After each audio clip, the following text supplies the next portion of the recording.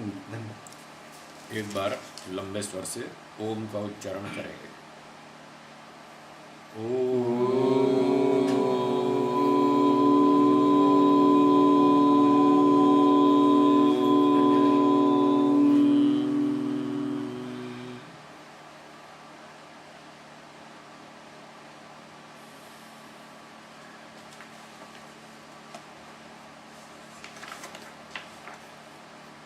सांख्य दर्शन 5वां अध्याय 63 सूत्र हो गए जी। उसके आगे बढ़ते हैं। 64 भी हो गए। 64 हो गया। हो गए। ठीक है, और आगे पढ़ेंगे। भवतु भवति भवतु भवतु श्रुति श्रुतिः सृष्टि रचना परा सृष्टिरचना परा परंतु तत्र जगत् जगत्कारणत्वं कारणत्वं ब्रह्मात्मनः किम किम् उपादानत्वेन उपादानत्वेन न वा इति आकांक्षायाम् इति आकांक्षायाम् आह। आह। तो पीछे श्रुति पे बात चल रही थी कि वो सृष्टि रचना विषयक श्रुति है। वहाँ ये बताया कि सृष्टि रचना का प्रसंग है और उस समय आत्मा व एकम एव इदम अग्र आसीत, एक परमात्मा ही उस समय होश में था, उसने सृष्टि को बनाया, वो सृष्टि रचना में कारण है। तो अब भूमिका के रूप में कह रहे हैं, चलो ठीक है, वो श्रुति वो वचन सृष्टि रचना से संबंधित हो, मान लिया, परंतु जो परमात्मा जगत का कारण है, जिसने ये जगत बनाया, वो कौन सा कारण है? क्या उपादान कारण है या निमित्त कारण है या कौन सा कारण है? इस प्रश्न के होने पर ये उत्तर देते हैं। सूत्र 65 न आत्मा अविद्या न उभयम जगत उपादान कारणम निःसंगत्वात्। भाष्यम ब्रह्मात्मा जगतो न उपादान कारणम निःसंगत्वात्। तो ब्रह्म जो है वो जगत का उपादान कारण नहीं है। कारण तो है पर उपादान कारण नहीं है, मटेरियल कॉज। जैसे आटे से रोटी बनाते हैं, ऐसे ब्रह्म को लेकर जगत नहीं बनाया गया। क्यों? निस्संग होने से। जब रोटी बनाते हैं तो आटे में थोड़ा पानी डालते हैं, उसको गूंथते हैं, तो आटे में बहुत सारे कण होते हैं, वो पानी के संयोग से जुड़ जाते हैं। फिर कुछ लोग उसमें घी भी डाल देते हैं, कोई नमक मसाला भी डाल देते हैं, कई चीज़ें मिक्स करके वो रोटी बनाते हैं। तो जो पार्टिकल्स हैं आटे के कण, वो आपस में मिक्स हो जाते हैं, जुड़ जाते हैं, संयोग वियोग धर्म वाले हैं। इसका नाम है संग होना, आपस में जुड़ जाना। तो जो आटे के कण हैं वो तो जुड़ सकते हैं, इसलिए जुड़ करके वो रोटी के रूप धारण कर लेते हैं। ब्रह्म में ऐसे पार्टिकल्स नहीं है आटे की तरह। उसमें कोई पानी डाल के, कोई और चीज़ डाल के उसको मिक्स कर दें और उससे सूर्य बना दें, पृथ्वी बना दें, जगत बना दें, ये उसमें संभव नहीं है। तो निःसंग का अर्थ ये हुआ कि उसमें कण नहीं है और कणों को जोड़ करके वो जो चीज़ बनती है उस तरह का आपस में मिक्सचर नहीं है, संग नहीं है, जुड़ना वाली बात नहीं है। इसलिए वो उपादान कारण नहीं हो सकता। आटा हो सकता है रोटी का उपादान, उसमें संग वाला गुण है।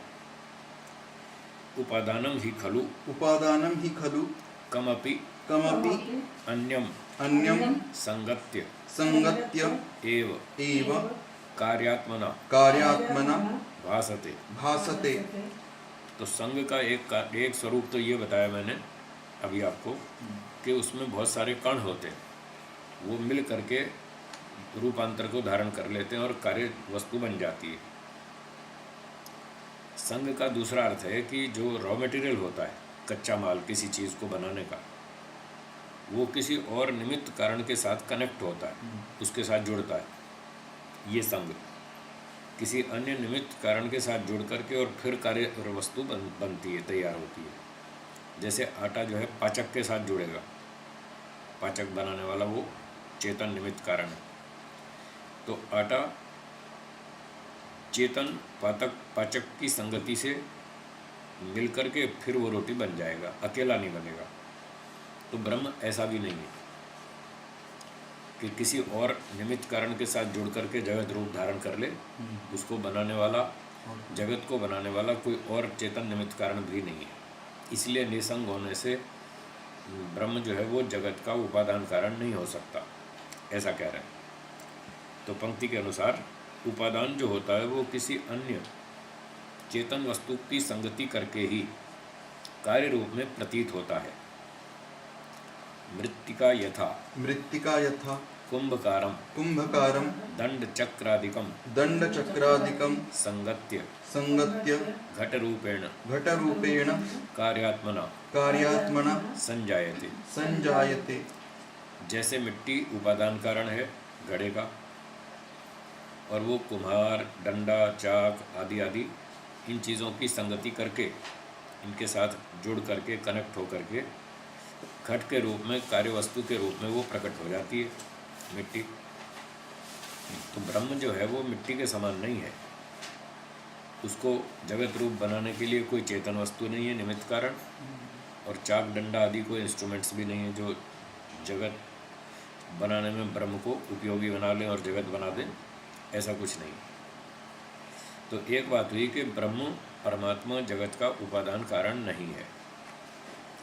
अब दूसरी बात आगे आती है, अविद्यापि न उपादान कारणम। कुछ लोगों की ये मान्यता है कि अविद्या जो है वो जगत का उपादान कारण है।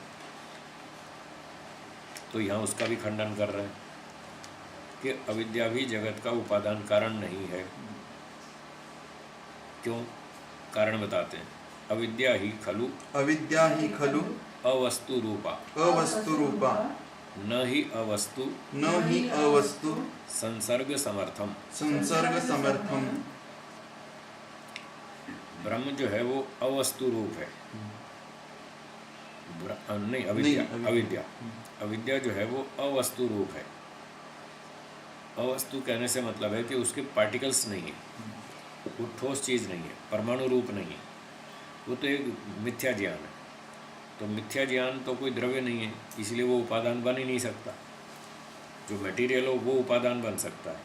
कोई ज्ञान, विज्ञान, विचार, उसमें क्षमता नहीं है उपादान बनने की। तो अविद्या क्योंकि वस्तु रूप नहीं है, इसलिए अवस्तु जो होती है वो संसर्ग में समर्थ नहीं होती।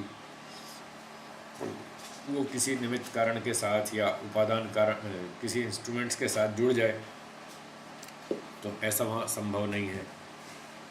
जैसे मिट्टी कुम्हार और चाक डंडे के साथ जुड़ी थी, इस तरह से अविद्या किसी अन्य पदार्थ के साथ जुड़ती नहीं।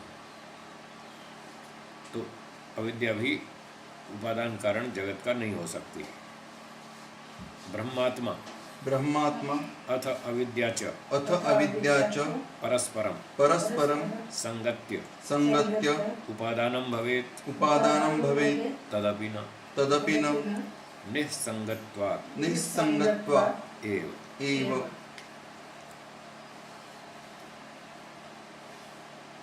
तीसरी बात कहते हैं कि ब्रह्म और अविद्या दोनों आपस में मिलकर किसी अन्य वस्तु का संगति करके जगत का उपादान बन जाए, ये भी नहीं हो सकता।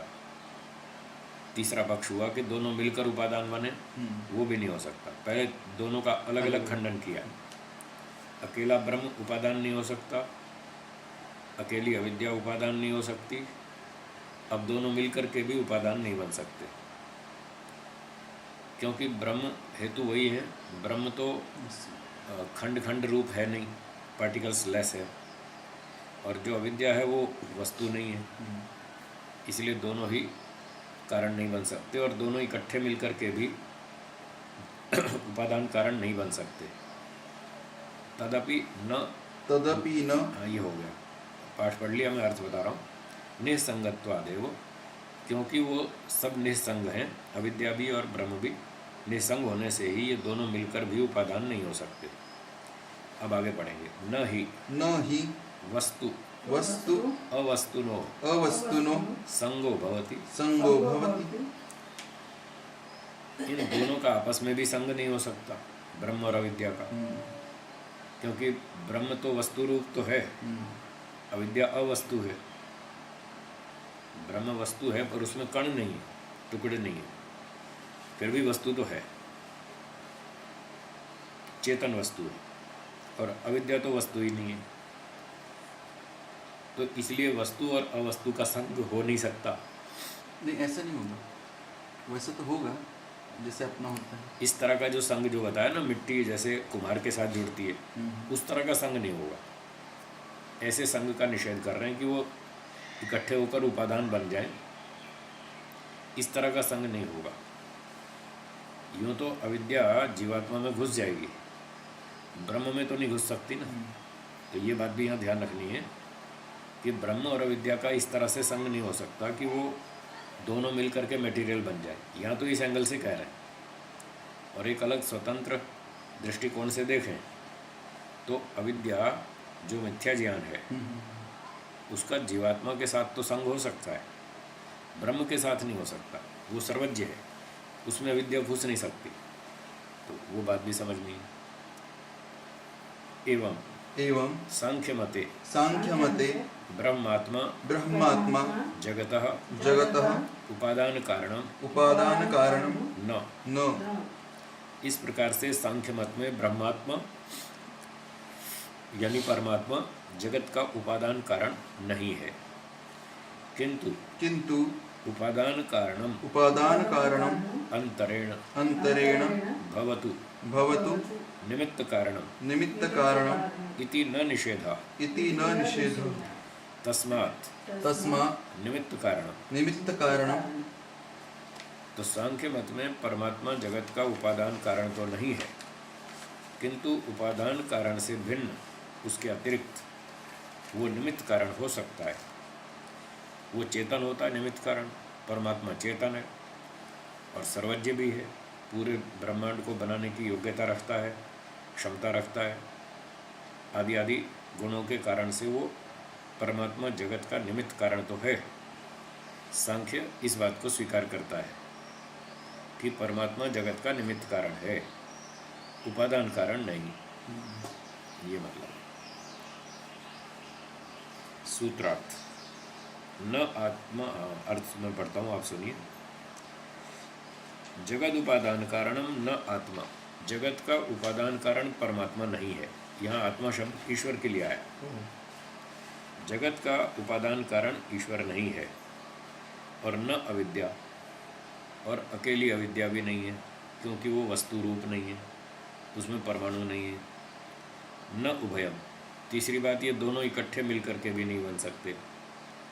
तीन पक्षों का खंडन हुआ, तीनों ही पक्षों में ये जगत का उपादान कारण नहीं हो सकते। निसंगत्वात्, इनका आपस में तालमेल संगति वैसी नहीं बनती जैसी उपादान कारण की होती है।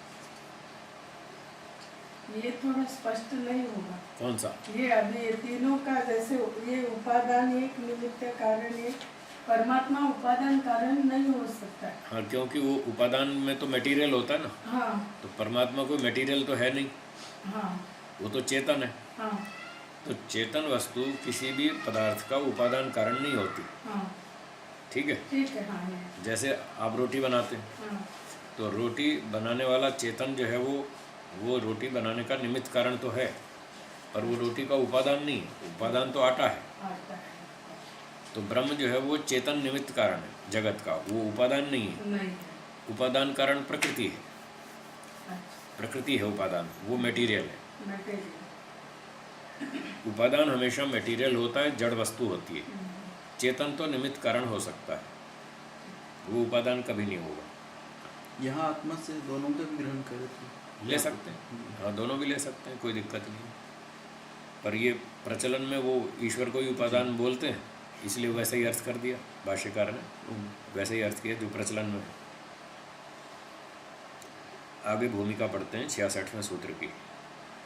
आत्मा द्वैतम निरस्तम निरस्तम परमात्मा परमात्मा जीवात्मा च स्तः तत्र विशेषो अवधार्यते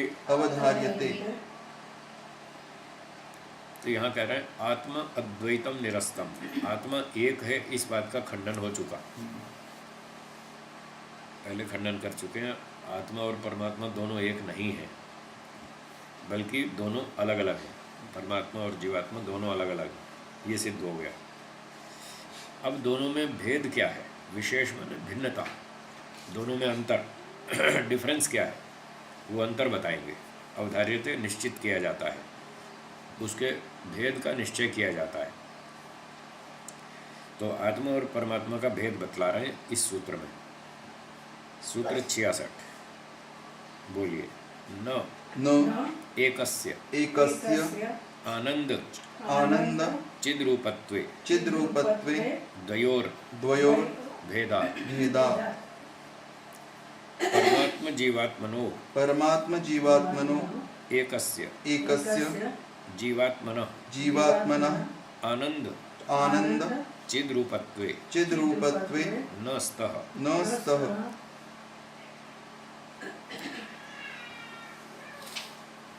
दो चेतन है, एक परमात्मा और एक जीवात्मा। इन दोनों चेतनों में से, परमात्मा और जीवात्मा में से एकस्य, एक का अर्थात जीवात्मा का, ये दो गुण नहीं है, आनंद और चिद्रूपत्व। आनंद भी हो और चेतनता भी हो, ये दोनों गुण जीवात्मा में नहीं है। एक तो है, परमात्मा में दोनों हैं, जीवात्मा में एक है। आत्मा चेतन तो है पर आनंद स्वरूप नहीं है, ये दोनों में अंतर हो गया। सतु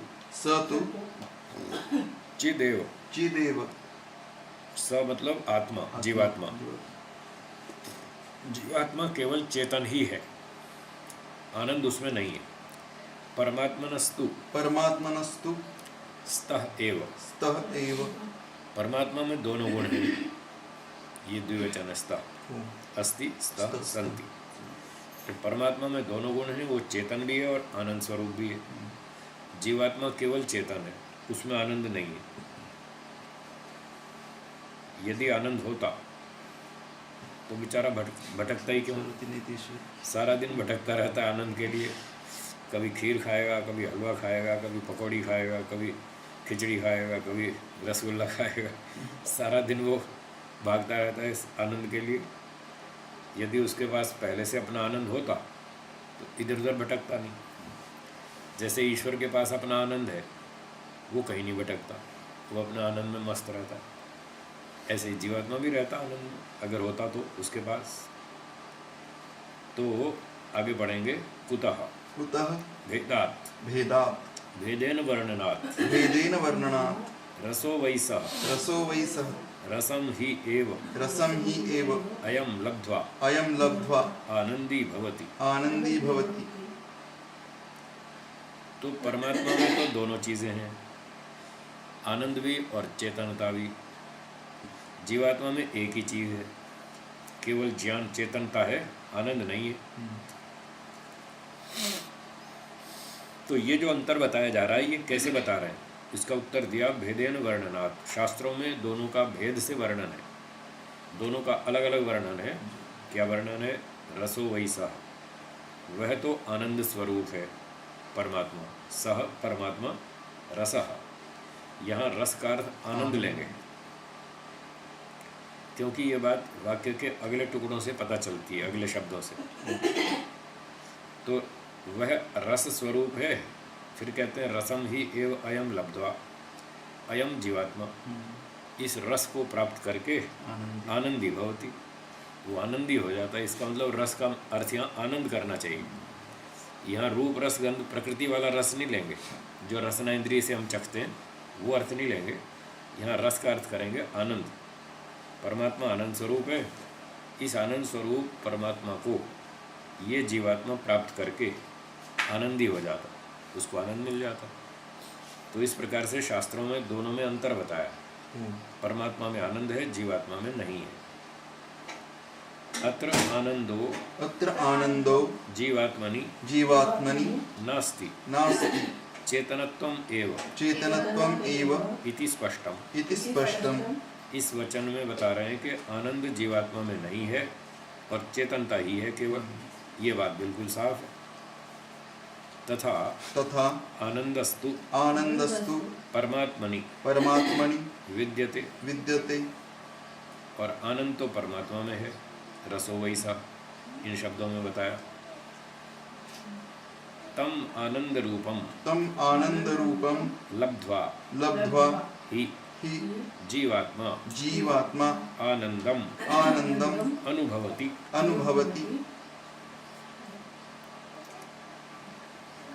तो उस आनंद रूप परमात्मा को प्राप्त करके जीवात्मा आनंद का अनुभव करता है। इससे पता चला कि जब तक प्राप्त नहीं किया था तब तक आनंद नहीं था। तो दोनों में अंतर हो गया, जीव में एक गुण, ब्रह्म में दो। ठीक है, सूत्रार्थ हुआ न एकस्य आनंद चिद रूपत्वे, एक का जीवात्मा का दो गुण नहीं है, आनंद भी हो और चेतनता भी हो। ये दोनों गुण एक आत्मा में, चेतन जीवात्मा में नहीं है, परमात्मा में दोनों हैं। क्योंकि शास्त्रों में दोनों का भिन्न भिन्न वर्णन होने से दोनों का वर्णन अलग अलग किया है शास्त्रों में। आगे पढ़ेंगे। जीवात्मा स्वरूपतः आनंद रूपो न भवे परंतु मुक्तौ तु स्यात् स आनंद रूपः अत्रोच्यते।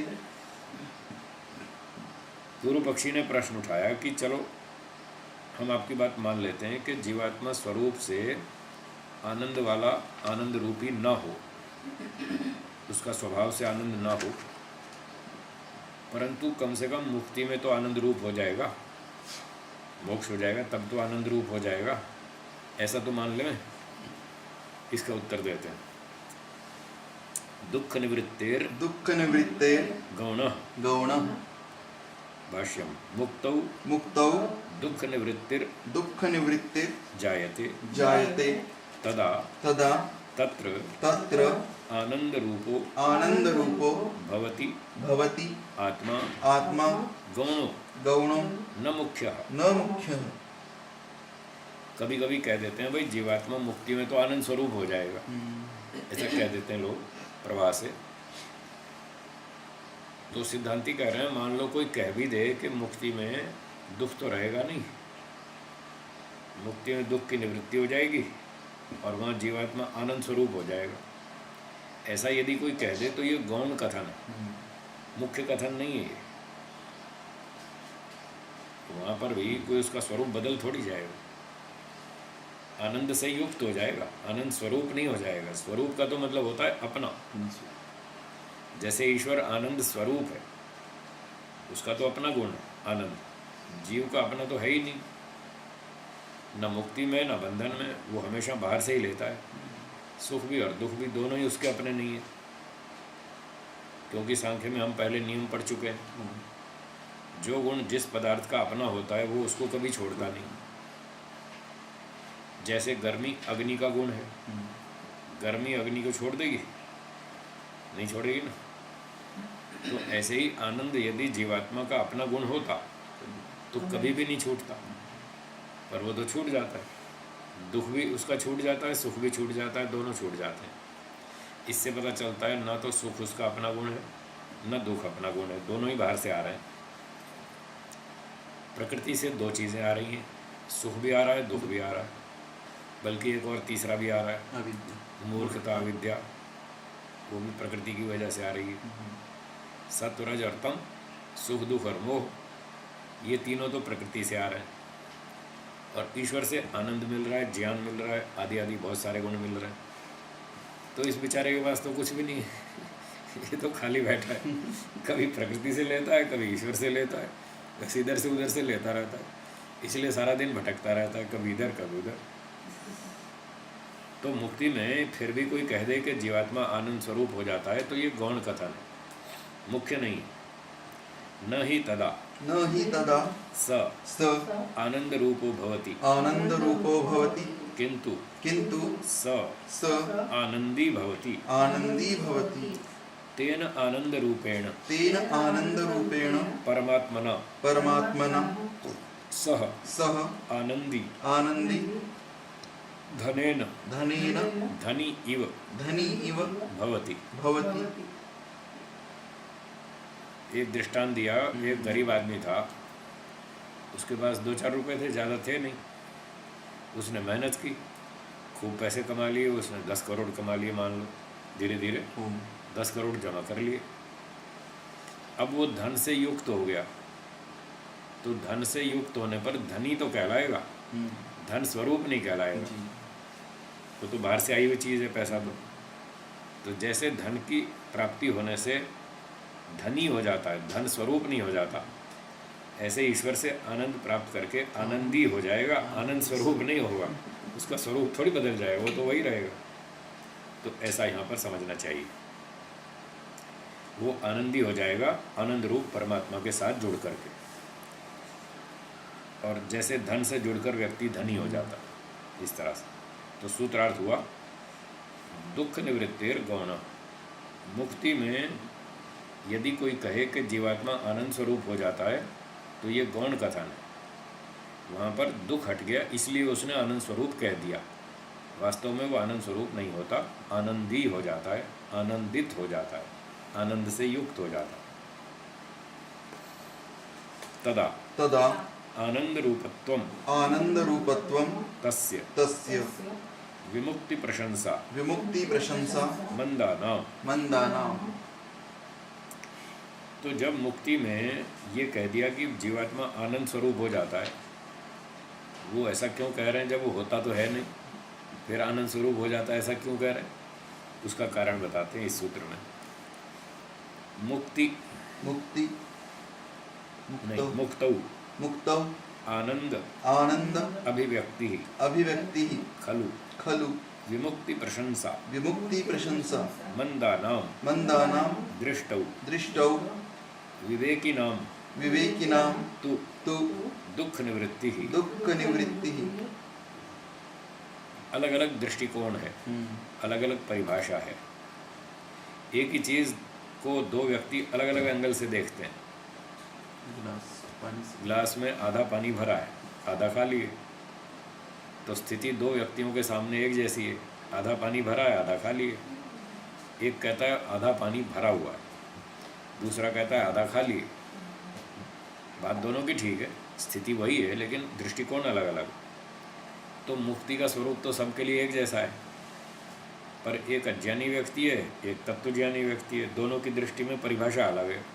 वो अलग एंगल से देखता है, ये अलग एंगल से देखता है। जो तत्वज्ञानी व्यक्ति है, वैराग्यवान है, ऊंचा है, बुद्धिमान है, वो यहाँ संसार में दुखों से घबरा जाता है, परेशान हो जाता है, और वो दुखों से छूटना चाहता है।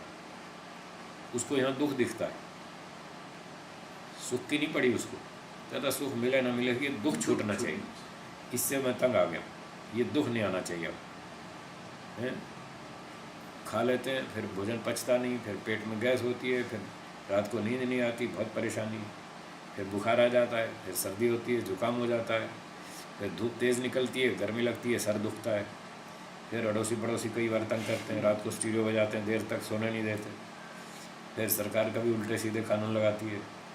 तो इस तरह से वो दुखों को देख देख के तंग आ जाता है और कहता है बस अब इससे पीछे छुड़ाओ।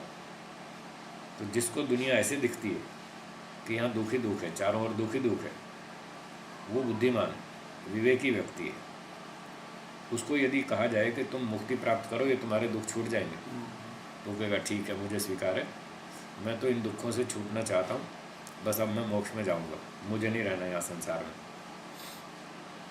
तो उसके एंगल से देखा जाए तो मुक्ति क्या है? दुखों से छूटना। उसके एंगल से, उसकी परिभाषा से मुक्ति का स्वरूप ये बनेगा, दुखों से छूटना मुक्ति है। तो उसको ऑफ़र की जाए, भाई तुम दुख से छूटना चाहते हो या सुख भोगना चाहते हो। वो कहेगा सुख मिले ना मिले उसकी परवाह नहीं है, पर दुख नहीं आना चाहिए। उसकी एंगल परिभाषा ये है। दूसरा है वो अज्ञानी व्यक्ति, उसको ये दुख दिखते ही नहीं संसार में। वो कहता है पैसे कमाओ, खाओ पियो, डांस करो, पार्टी में जाओ, मौज मस्ती करो, इधर नाम कमाओ, चेला बनाओ, बस। और यहाँ और मौज ही मौज है दुनिया में, तकलीफ़ क्या है? उसको तकलीफ़ दिखती ही नहीं, उसको कोई दुख दिखता ही नहीं, उसको तो चारों ओर सुख ही सुख दिखता है। अब उसको कैसे हम मोक्ष की तरफ प्रेरित करें? उसके लिए ये वाक्य, अरे तुम यहाँ संसार में सुख दिख रहा है, मोक्ष में चलो ना, वहाँ इससे बढ़िया सुख मिलेगा। तुम्हें सुख ही तो चाहिए, तो वहाँ क्यों नहीं चलते? वहाँ भी तो सुख मिलता है, यहाँ भी मिलता है, वहाँ भी मिलता है। तो उसको वो सुख आकर्षित करता है। मंद व्यक्ति को, मंद बुद्धि वाले को, अज्ञानी व्यक्ति को सुख आकर्षित करता है, दुख तो उसको समझ ही नहीं आ रहा। तो उसके लिए मुक्ति की ये प्रशंसा कही गई कि चलो चलो मुक्ति में चलो, वहाँ भी आनंद मिलेगा और इससे बढ़िया मिलेगा। यहाँ आपको आनंद मिलता है, ये थोड़ी देर का है, वहाँ इससे बढ़िया मिलेगा। तो जब बच्चे को दो चीज़ों में कंपैरिजन बताते हैं, ये घटिया खिलौना है, ये बढ़िया खिलौना है, तो फिर वो बढ़िया वाले में आकर्षित हो जाता है कि ठीक है बढ़िया वाला चाहिए, वो उसको छोड़ देगा। इस प्रकार से अज्ञानी लोगों के सामने ये बात कही जाती है कि मोक्ष में आनंद ही आनंद है, तुम्हें आनंद चाहिए, चलो मोक्ष में। तो ये मुक्ति की प्रशंसा मात्र है, वहाँ कोई जीवात्मा आनंद स्वरूप नहीं हो जाएगा। आनंद मिल तो जाएगा, पर ये बात उसको आकर्षित करेगी जो कम बुद्धि वाला है। मुक्ति में आनंद मिलेगा, ये उसको प्रभावित करेगी। तीव्र बुद्धि वाले को तो दुख छूटना चाहिए, बस सुख मिले ना मिले उसकी चिंता नहीं है। तो यहाँ पंक्ति में ये बताया कि मुक्ति में आनंद की अभिव्यक्ति होगी, ये मुक्ति की प्रशंसा है।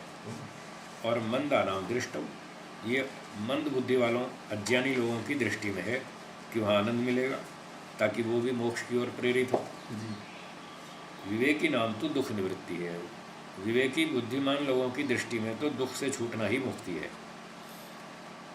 तो इस प्रकार से मुक्ति में दोनों बातें हो जाएंगी, दुख भी छूट जाएगा, आनंद भी मिल जाएगा। ये तो है वास्तविक स्वरूप मुक्ति का, कि दोनों बातें होंगी। पर फिलहाल जो परिभाषा हमको आकर्षित करेगी वो इस हिसाब से करेगी, जैसा स्तर होगा वैसी। सूत्रार्थ है विमुक्ति प्रशंसा मंदा नाम। जो अज्ञानी लोग हैं उनके लिए ये मुक्ति की प्रशंसा की गई कि जीवात्मा को मुक्ति में आनंद ही आनंद मिलेगा, वो आनंद स्वरूप हो जाएगा। ऐसे आगे बढ़ते हैं। दुख निवृत्ति ही, दुख निवृत्ति ही, मुक्ति ही, मुक्ति ही, आनंदो आनंदो गौण भावेन गौण भावेन उच्यते उच्यते। प्रशंसायां प्रशंसायां यतः यतः आनंदः आनंदः सुखम। सुखम। कहते हैं दुख निवृत्ति मुक्ति है, ये बुद्धिमानों की दृष्टि में परिभाषा हो गई। और आनंदो गौण भावेन उच्यते प्रशंसायां, तो आनंद तो गौण भाव से कह रहे हैं मोक्ष में, उसकी प्रशंसा के अर्थ में। और दुख से छूटना ही मुक्ति है। यतः, क्योंकि आनंद सुखम, आनंद जो है वो सुख है। पुनः पुनः सुख दुख सुख दुख अनुभूति ही अनुभूति मनसा भवति, मनसा भवति। और सुख दुख की अनुभूति तो मन से होती है। यदि मोक्ष में सुख मिलेगा, आनंद मिलेगा, तो ये सुख और आनंद की अनुभूति तो मन से होती है। अब मन पे प्रश्न उठाएंगे, क्या मोक्ष में मन रहेगा? यदि मोक्ष में आनंद मिलेगा तो आनंद को भोगने के लिए तो मन चाहिए। क्या मुक्ति में मन रहेगा? क्या मन व्यापक है सब जगह पर, जहीं भी जाओ वहीं हमको मन साथ रहेगा? ये प्रश्न उठा रहे हैं। तो मनसो न व्यापकत्वम न व्यापकत्वम यत् यत् मुक्तौ अपि मुक्तौ अपि तेन तेन आनंदानुभूति आनंदानुभूति स्यात् स्यात् इति एव इति एव उच्यते। उच्यते। तो मन व्यापक नहीं है कि मुक्ति में भी मन से हम आनंद की अनुभूति कर लेंगे। इस विषय में कहते हैं अगला सूत्र। मन को व्यापक नहीं मानना चाहिए कि यहाँ बंधन अवस्था में भी मन हमारे साथ है और मन सब जगह फैला हुआ है, और मुक्ति में जब हम जाएंगे तो मन हमारे साथ ही होगा, वहाँ मन के द्वारा हम आनंद भोग लेंगे। ऐसा मत समझना, ऐसा नहीं है। इस बात को बताना चाहते हैं। सूत्र 69 बोलिए। न न व्यापकत्वं व्यापकत्वं मनसः मनसः करणत्वात् करणत्वात् इंद्रियत्वात् इन्द्रियत्वात् वा वा वास्यादिवत् वास्यादिवत् चक्षुरादिवत्। चक्षुरादिवत्। इस सूत्र में दो दृष्टांत हैं, वास्यादिवत् चक्षुरादिवत्। पढ़ते हैं भाष्य। मनसो मनसो विभुत्वं नास्ति। विभुत्वं नास्ति। मन जो है विभु नहीं है, व्यापक नहीं है, सर्वव्यापक नहीं है कि यहाँ भी बंधन में हमको काम दे दे और मुक्ति में भी काम दे दे, ऐसा नहीं है। क्यों? कारण बताते हैं। करणम करणम उपकरणम उपकरणम साधनम साधनम साधनत्वात् साधनत्वात् कुठारादिवत्। कुठारादिवत्। एक हेतु दिया कि मन जो है वो करण है, करण है, साधन है। करण या उपकरण साधन को कहते हैं। तो मन एक साधन है जीवात्मा का। कुठार जैसे उदाहरण है, कुठार कुल्हाड़ा। अगर लकड़ी काटनी हो तो कुल्हाड़े से लकड़ी काटते हैं। वो कुठार कुल्हाड़ा एक साधन है। ये बाह्य साधन है, शरीर से बाहर। मन शरीर के अंदर रहता है, इतनी बात है। वो अंदर का साधन है, ये बाहर का साधन है। तो मन भी क्योंकि साधन है, कुल्हाड़े की तरह से, कुल्हाड़ा भी साधन है। तो कुल्हाड़ा तो एक देशी है, वो सर्वव्यापक नहीं है। मन भी एक देशी है, वो भी सर्वव्यापक नहीं होगा, वो भी इंस्ट्रूमेंट है, एक साधन है, उपकरण है। वा अथवा अथवा इंद्रियत्वात् इंद्रियत्वात् चक्षुरादिवत् चक्षुरादिवत् एकादशेन्द्रियेषु एकादशेन्द्रियेषु तस्य इंद्रियभावात् इंद्रियभावात् चक्षुरादिवत्। चक्षुरादिवत्। अथवा मन जो है वो इंद्रिय है, ये आंतरिक इंद्रिय है। चक्षुरादिवत्, चक्षुआदि के समान। चक्षुआदि बाह्य इंद्रियां हैं, मन आंतरिक इंद्रिय है। तो इस प्रकार से 11 इंद्रियों में उसका इंद्रिय स्वरूप होने से उसका इंद्रिय नाम है। जैसे चक्षुआदि इंद्रियां हैं, वैसे ही मन भी एक इंद्रिय है। तो चक्षु सर्वव्यापक नहीं है, वो इंद्रिय है, सर्वव्यापक नहीं है। मन भी इंद्रिय है, वो भी सर्वव्यापक नहीं है। यथेव यथेव ही हि कुठारादीनि कुठारादीनि साधनानि साधनानि चक्षुरादीनि चक्षुरादीनि इंद्रियाणि इंद्रियाणि न व्यापकानि न व्यापकानि सर्वत्र सर्वत्र स्वव्यापार स्वव्यापार कराणि कराणि तथैव तथैव मनोपि। मनोऽपि। तो जैसे कुठार आदि साधन है, एक देशी हैं, और चक्षु आदि इंद्रियां हैं, वो भी एक देशी हैं। वो सर्वव्यापक नहीं है, सब जगह अपना काम नहीं कर सकती। कुल्हाड़ी जहाँ रखी है वहीं पर ही लकड़ी काटेगी, देश भर में तो नहीं काटेगी एक कुल्हाड़ी। आँख भी एक चक्षु इंद्रिय है, वो भी सारी दुनिया को तो नहीं देख सकती। जहाँ पर आँख है और जहाँ तक दृष्टि जाती है वहीं तक देखेगी। ऐसे मन भी साधन है, वो भी सर्वव्यापक नहीं है। तो वो यहाँ बंधन में भी साथ दे और मोक्ष में भी साथ दे, ऐसा नहीं होगा। इसलिए जैसे ये सारे साधन सब जगह काम नहीं कर सकते, वैसे ही मन को भी समझना चाहिए, सब जगह वो भी काम नहीं करेगा। सूत्रार्थ। न व्यापकत्व मनसा, मन व्यापक नहीं है, सर्वव्यापक नहीं है ईश्वर के समान कि हमें यहाँ बंधन में भी काम दे और मुक्ति में भी काम दे। मन ऐसा नहीं है। क्यों नहीं है? करणत्वाद इंद्रियत्वाद वा, करणत्वाद वास्यादिवत, इसके साथ जो जुड़ेगा उदाहरण। करण होने से, साधन होने से, इंस्ट्रूमेंट होने से कुल्हाड़े आदि की तरह। और इंद्रियत्वाद चक्षुरादिवत, मन इंद्रिय है चक्षुआदि के समान, इसलिए वो सर्वव्यापक नहीं होगा। तो मुक्ति में ये मन साथ नहीं रहेगा, प्रकृति वाला जो आज हमारे साथ है, मुक्ति में ये नहीं रहेगा। तब कोई पूछेगा फिर मुक्ति में आनंद कैसे लेंगे मन के बिना? तो इसका उत्तर सत्यार्थ प्रकाश में दिया महर्षि जी ने। एक तो जीवात्मा की अपनी 24 शक्तियाँ हैं जिनसे वो मुक्ति में सारे काम करता है। दूसरा, ईश्वर अपनी शक्ति और जोड़ देगा उसके साथ, वो शक्तियाँ कम पड़ती हैं, केवल उतने से काम नहीं चलता। उसको हमेशा कहीं ना कहीं सहायता लेनी पड़ती है। बंधन में हो तो भी सहायता लेनी पड़ती है, मुक्ति में हो तो भी लेनी पड़ती है। खुद बेचारा बहुत गरीब है अपनी ताकत से वो नहीं जी सकता, होश में भी नहीं आ सकता, कुछ नहीं कर सकता, और फिर भी इतनी हवा में उड़ता है, इतनी अकड़ में रहता है, कोई हिसाब नहीं। ये आश्चर्य की बात है। तो मोक्ष में ईश्वर की सहायता से वो सारे आनंद आदि लेना, घूमना फिरना, देखना सुनना सारे काम करेगा ईश्वर की शक्ति से। और यहाँ बंधन अवस्था में प्रकृति की सहायता से, जैसे अब हम लिए बैठे हैं शरीर मन बुद्धि इंद्रिय, इन्हीं से हम सारे काम कर रहे हैं। प्रलय अवस्था में दोनों सहायताएं छिन जाती हैं, बद्ध आत्माओं की दोनों सहायता छिन जाती है, ईश्वर की भी नहीं रहती और प्रकृति की भी नहीं रहती। तब बेचारा बेहोश हो जाता है, पत्थर की तरह पड़ा रहता है, होश ही नहीं उसे। चलिए आगे बढ़ेंगे। तत्रैव तत्रैव अपरो हेतु, अपरो हेतु। इसी विषय में एक और हेतु बताते हैं और कारण बताते हैं कि मन सर्वव्यापक नहीं है। इस विषय में सक्रियत्वात् सक्रियत्वात् गतिश्रुते गतिश्रुते मनसा मनसः क्रियावत्वात् क्रियावत्वात् क्रियामयात् क्रियामयात् परिणाम रूप परिणामरूप क्रियामयात् क्रियामयात् पुनः तस्य पुनः तस्य गतिश्रुतित्वात् गतिश्रुतित्वात् यद्वो मनः यद् वो मनः परागतम परागतम् यद्बद्धम यद्बद्धम् इह वा इह वा तद्वः तद्व आवर्तयामसि। आवर्तयामसि। तो कहते हैं मन के क्रिया वाला होने से, क्रियामय होने से, परिणाम रूप क्रियामय होने से,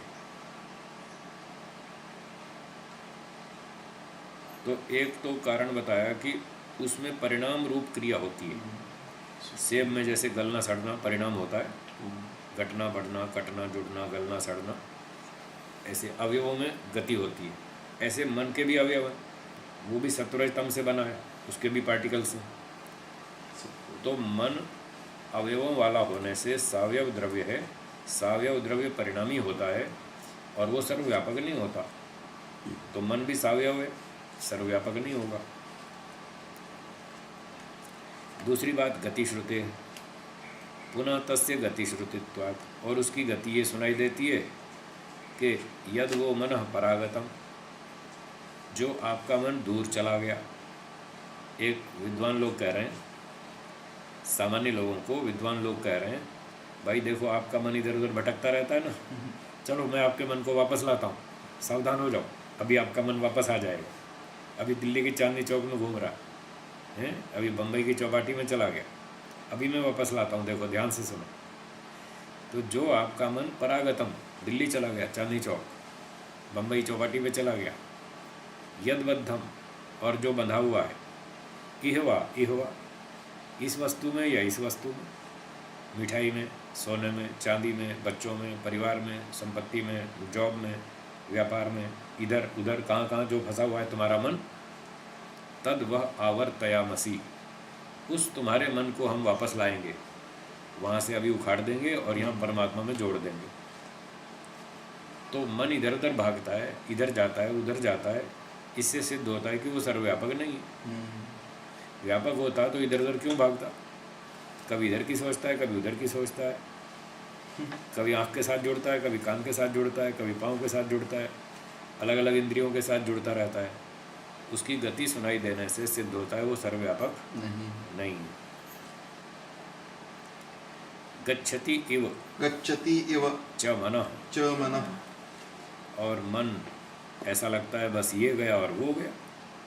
अभी तो बैठे थे ध्यान करने पूना में और मन भाग गया बम्बई में चौपाटी पर, फिर मुश्किल से वापस घसीट के लाया उसको, नहीं भाई ध्यान कर लो, हैं थोड़ी देर तो ध्यान कर लो ईश्वर का।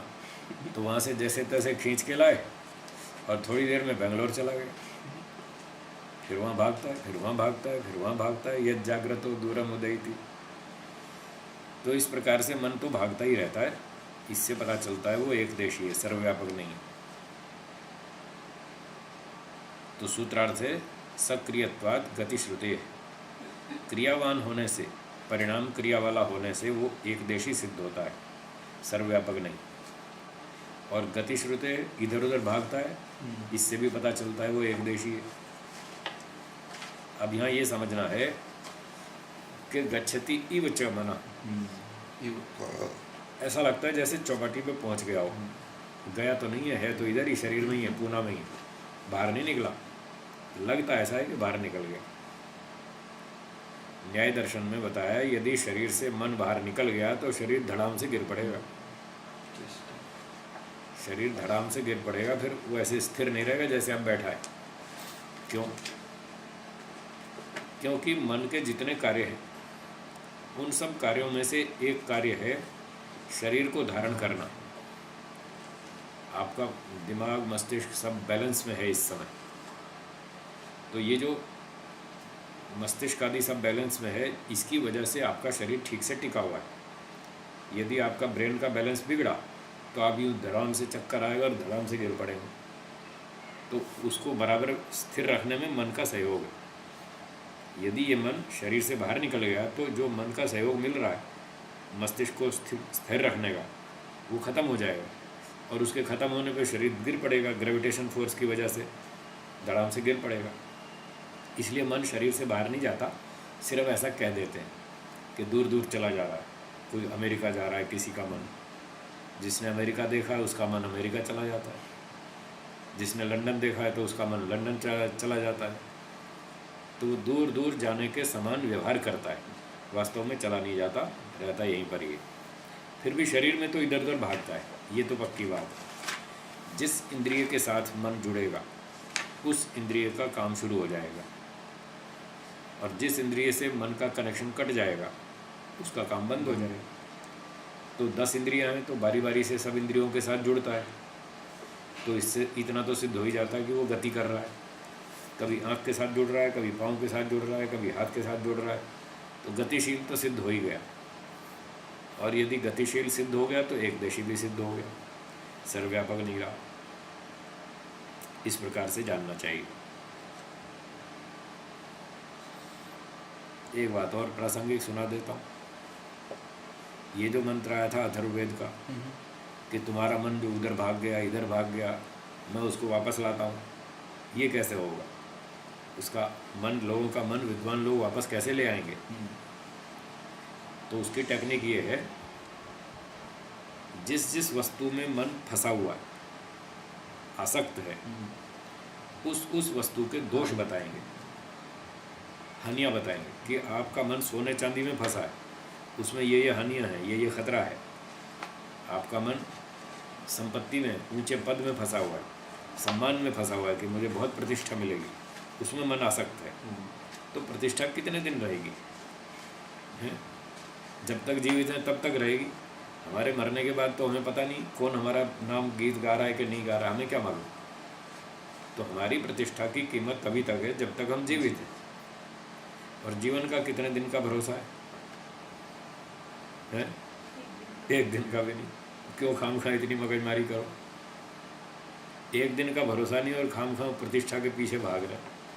कल का तो पता नहीं हम जिएंगे या नहीं जिएंगे, तो क्यों इतनी मेहनत करते? ऐसे वो समझा देंगे और प्रतिष्ठा से उस व्यक्ति का मन वापस घसीट लाएंगे, खींच लाएंगे। संपत्ति में फंसा है तो वैसे ही घसीट लाएंगे। संपत्ति किसके साथ गई?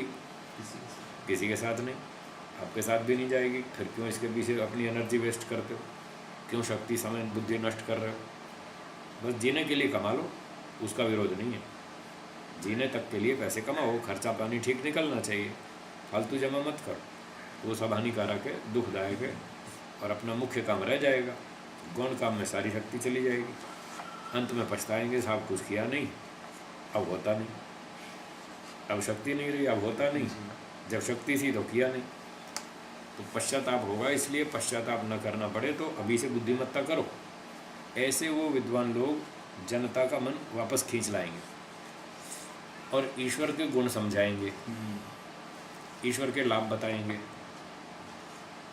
इस प्रकार ईश्वर में मन टिकेगा, उधर रुचि बन जाएगी ईश्वर में, और सांसारिक चीज़ों से रुचि हट जाएगी। इस तरह से वो विद्वान लोग जनता का मन वापस खींच लाएंगे। वो जहाँ भी बंधा हो, इधर बंधा है कि उधर बंधा है, जहाँ भी है वहाँ से वापस घसीट लाएंगे। ये उसकी पद्धति है।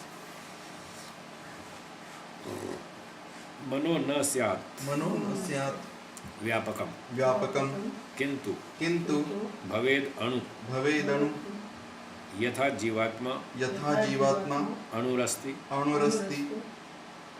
चलो मान लिया कि मन व्यापक ना हो, अणु हो, छोटा हो, एकदेशी हो। जैसे जीवात्मा अणु है, एकदेशी है, छोटा सा है, तो जैसे जीवात्मा छोटा सा है, एकदेशी है, ऐसा ही मन भी हो, एकदेशी मान लेते।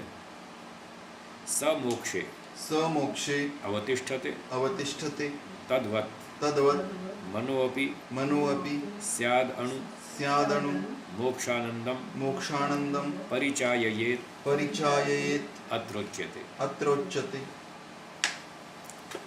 पूर्व पक्षी कहता है चलो मन व्यापक ना हो, अणु हो, एकदेशी हो, जैसे जीवात्मा अणु एकदेशी है, परंतु जीवात्मा तो मोक्ष में रहता है। तद्वत जीवात्मा के समान मनोपि स्यादणु, वो भी अणु होकर मोक्ष में चला जाए आत्मा के साथ साथ, और मोक्षानंदम परिचाययेत्, मोक्ष का आनंद भोगवा दे, वहाँ भी मोक्ष में सहायता कर दे जीवात्मा की। मन को वहाँ रहने में क्या दिक्कत है? इसका उत्तर देते न निर्भागत्वम न निर्भागत्वम तद्योगात् तद्योगात् घटादिवत् घटादिवत् अणुत्वेपि मनसो अणुत्वेपि मनसो निर्भागत्वम निर्भागत्वम भागराहित्यम भागराहित्यम नास्ति नास्ति भागयोगात् भागयोगात् घटादिवत्। घटादिवत्। कहते हैं चलो ये तो ठीक मान लेते हैं हम आपकी बात, सिद्धांति बोल रहा है मनसो अणुत्वे अभी, मन अणु है, ये आपने स्वीकार कर ली, हम भी मान रहे हैं कि मन अणु है, छोटा है, एकदेशी है, यहाँ तक तो ठीक है। परंतु इतना होने पर भी निर्भागत्वम अर्थात भागराहित्यम नास्ति, वो निरवयव नहीं है, भाग रहित नहीं है, उसमें अवयव खंड खंड टुकड़े तो अभी भी हैं। छोटा होने पर भी सत्वरज स्तंभ 3 टुकड़े तो अभी भी हैं, उसमें बहुत सारे कण हैं उसमें इकट्ठे, उनको सबको जोड़ करके मन बना है।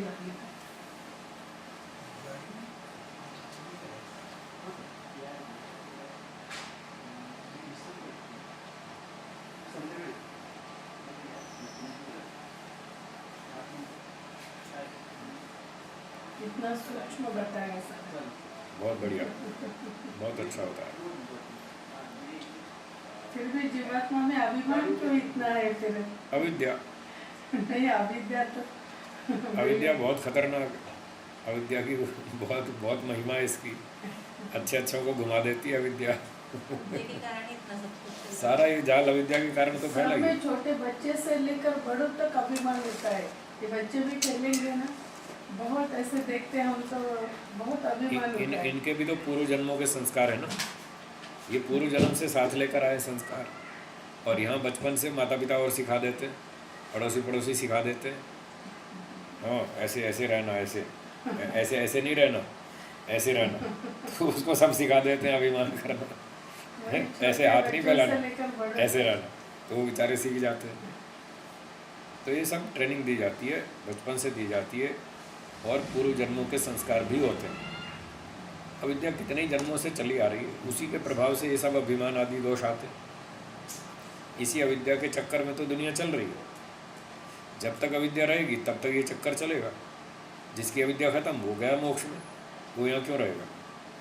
यहाँ तो दुख मिलते हैं, दुख भोगना कोई चाहता नहीं। जिसको समझ में आ जाती है यहाँ दुख है, वो भाग जाता है यहाँ से, कहते चलो मुक्ति में, यहाँ ठीक नहीं है। हाँ जी बोलिए, आगे चले जी। तो कह रहे हैं मन अणु होने पर भी भाग रहित नहीं है, इसमें पार्टिकल्स तो हैं ही। जी। भाग योगाद घटादिवत, भागों का संयोग होने से घटादि के समान, इसमें टुकड़े हैं जैसे घट में टुकड़े होते हैं।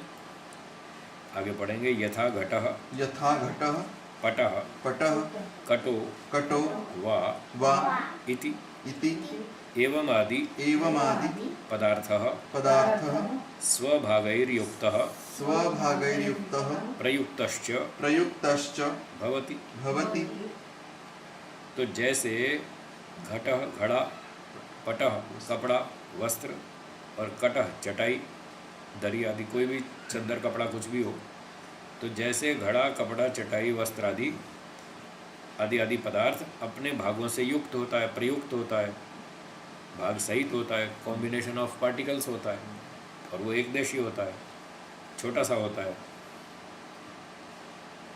तो तथैव तथैव मनोऽपि मनोऽपि इति इति सर्वजन सर्वजन अनुभूति। अनुभूति। ऐसे ही मन भी है, वो भी एक देशी है, वो भी टुकड़ों से जुड़ करके बना है। ऐसा सब लोगों की अनुभूति है जो शास्त्र पढ़ते हैं। इतना और जोड़ दीजिए, जो शास्त्र पढ़ते हैं उनको सबको पता है कि मन भी प्रकृति से बना है, वो भी सावयव है, टुकड़ों वाला है। न ही मनः न हि मनः सर्वेन्द्रियैः सर्वेन्द्रियैः सह सह सकृत सकृत संयुज्यते संयुज्यते सत्वरजः सत्वरज तमोभिर तमोभिर अवयवैश्च अवयवैश्च लक्ष्यते। लक्ष्यते। तो ये सब लोग जानते हैं, शास्त्र पढ़ने वाले, कि मन सब इंद्रियों के साथ एक साथ नहीं युक्त होता, एक साथ कनेक्ट नहीं होता, क्योंकि इंद्रियां तो 5 और 5 10 हैं और मन एक ही है। यदि सबके साथ इकट्ठा जुड़ जाए तो सारे ज्ञान इकट्ठे होने शुरू हो जाए, कर्म भी सारे इकट्ठे हो जाएं और ज्ञान भी एक साथ 10 इंद्रियां काम कर लेंगी अगर मन एक साथ जुड़ जाए। तो मन के जुड़े बिना इंद्रियां काम नहीं करती, और ये सारे 10 के 10 कार्य एक साथ होते नहीं। इससे पता चलता है कि मन शरीर में सर्वव्यापक नहीं है, अणु है, एक देशी है। जब जिस इंद्रिय से जुड़ता है वो इंद्रिय काम शुरू कर देती है, और उससे जो जानकारी मिलती है वो मन तक आ जाती है, मन वो आत्मा तक पहुंचा देता है। ये प्रक्रिया चलती है। तो इस प्रकार से सत्व रजस तमोभिर अवयवैश्च लक्ष्यते। मन सत्वरजतम अवयवों से जाना जाता है कि ये इन 3 अवयवों से मिलकर बना है, और समय समय पर मन में सत्वरजतम का प्रभाव भी उभरता रहता है। ये सब लोग जानते हैं। कभी सत्वगुण का प्रभाव उभरता है मन में तो व्यक्ति खुश हो जाता है, उसको अच्छा लगता है, प्रसन्नता होती है, आनंद होता है, निर्भयता होती है, सेवा, परोपकार, दान, दया की भावना रहती है। ये सत्वगुण का प्रभाव है, ये सब महसूस करते हैं। कभी रजोगुण उभरता है तो चंचलता आ जाती है, स्वार्थ हो जाता है, छीना झपटी, छल कपट, ये वो बेईमानी के विचार उठने शुरू हो जाते हैं, और दुख भी शुरू हो जाता है। और जब तमोगुण उभरता है तो फिर तो आतंकवादी फिर तो बात ही क्या है, नहीं छोड़ूंगा इसको, नहीं छोड़ूंगा इसको, उड़ा दूंगा इसको, ख़त्म कर दूंगा, और ऐसा कर दूंगा, लूट मार करूंगा, हत्याएं करूंगा, ये करूंगा, वो करूंगा। वो तमोगुण का असर वो सब दिखता ही है। तो ये सब जानते हैं कि मन में इस तरह के विचार आते रहते हैं। ये सत्वरज तम का प्रभाव है, अनेक अवयवों से मिलकर के बना है। तो अणु मात्र है, एक देशी है, अवयवों का संयोग है, संघात है। सूत्रार्थ न निर्भागत्वम, मन जो है वो भाग रहित नहीं है, अर्थात अवयवों वाला है, अनेक टुकड़ों से मिलकर बना है। तद योगात, इसके अंदर अवयवों का संयोग होने से, घट आदिवत, जैसे घट आदि पदार्थों में टुकड़े जुड़े हैं, ऐसे मन में भी अवयव जुड़े हैं, सत्वरजतम। ठीक है जी, थोड़ा ब्रेक ले लें। ब्रेक लीजिए, इसको ब्रेक मन लीजिए। प्रकृति से बनता है, अवयवों के टुकड़े टुकड़े से, सत्वरजतम से। सत्वरजतम। हाँ जी, हाँ जी, बोल। हाँ जी, कहाँ तक हुआ? 72वां चलेगा। 72 चलेगा। चलिए बोलिए। नित्यम नित्यम स्यात् स्यात् मनः मनः तस्य तस्य जीवात्मनः जीवात्मना सह सह नित्य संबंधत्वात् नित्य संबंधत्वात् मोक्षानंद मोक्षानंद अनुभूति निमित्तम अनुभूति निमित्तम भवेत् भवेत् इति आकांक्षायाम इति आकांक्षायाम उच्यते। उच्यते। तो मन एक देशी है, अणुमात्र है, अनेक टुकड़ों से मिलकर बना है, ये चर्चा चल रही थी। और जब बना है तो नष्ट भी हो जाएगा, टूट भी जाएगा, मुक्ति में साथ रहेगा नहीं, ऐसी बात कही थी। इतनी बात होने पर पूर्व पक्षी एक नई बात रखता है मन के बारे में, और वो कहता है कि मन को नित्य मान लो। मन को नित्य मान लो, अनित्य मत मानो। उसका जीवात्मा के साथ नित्य संबंध मान लो, और वो जब जीवात्मा मोक्ष में जाएगा तो मन को भी साथ ले जाएगा और वहाँ मोक्ष आनंद की अनुभूति का कारण बन जाएगा, यानी वहाँ भी साधन बनेगा। मन और आत्मा को मुक्ति का आनंद भोगवाएगा मोक्ष में, ऐसा मान लो, उसको नित्य मान लो।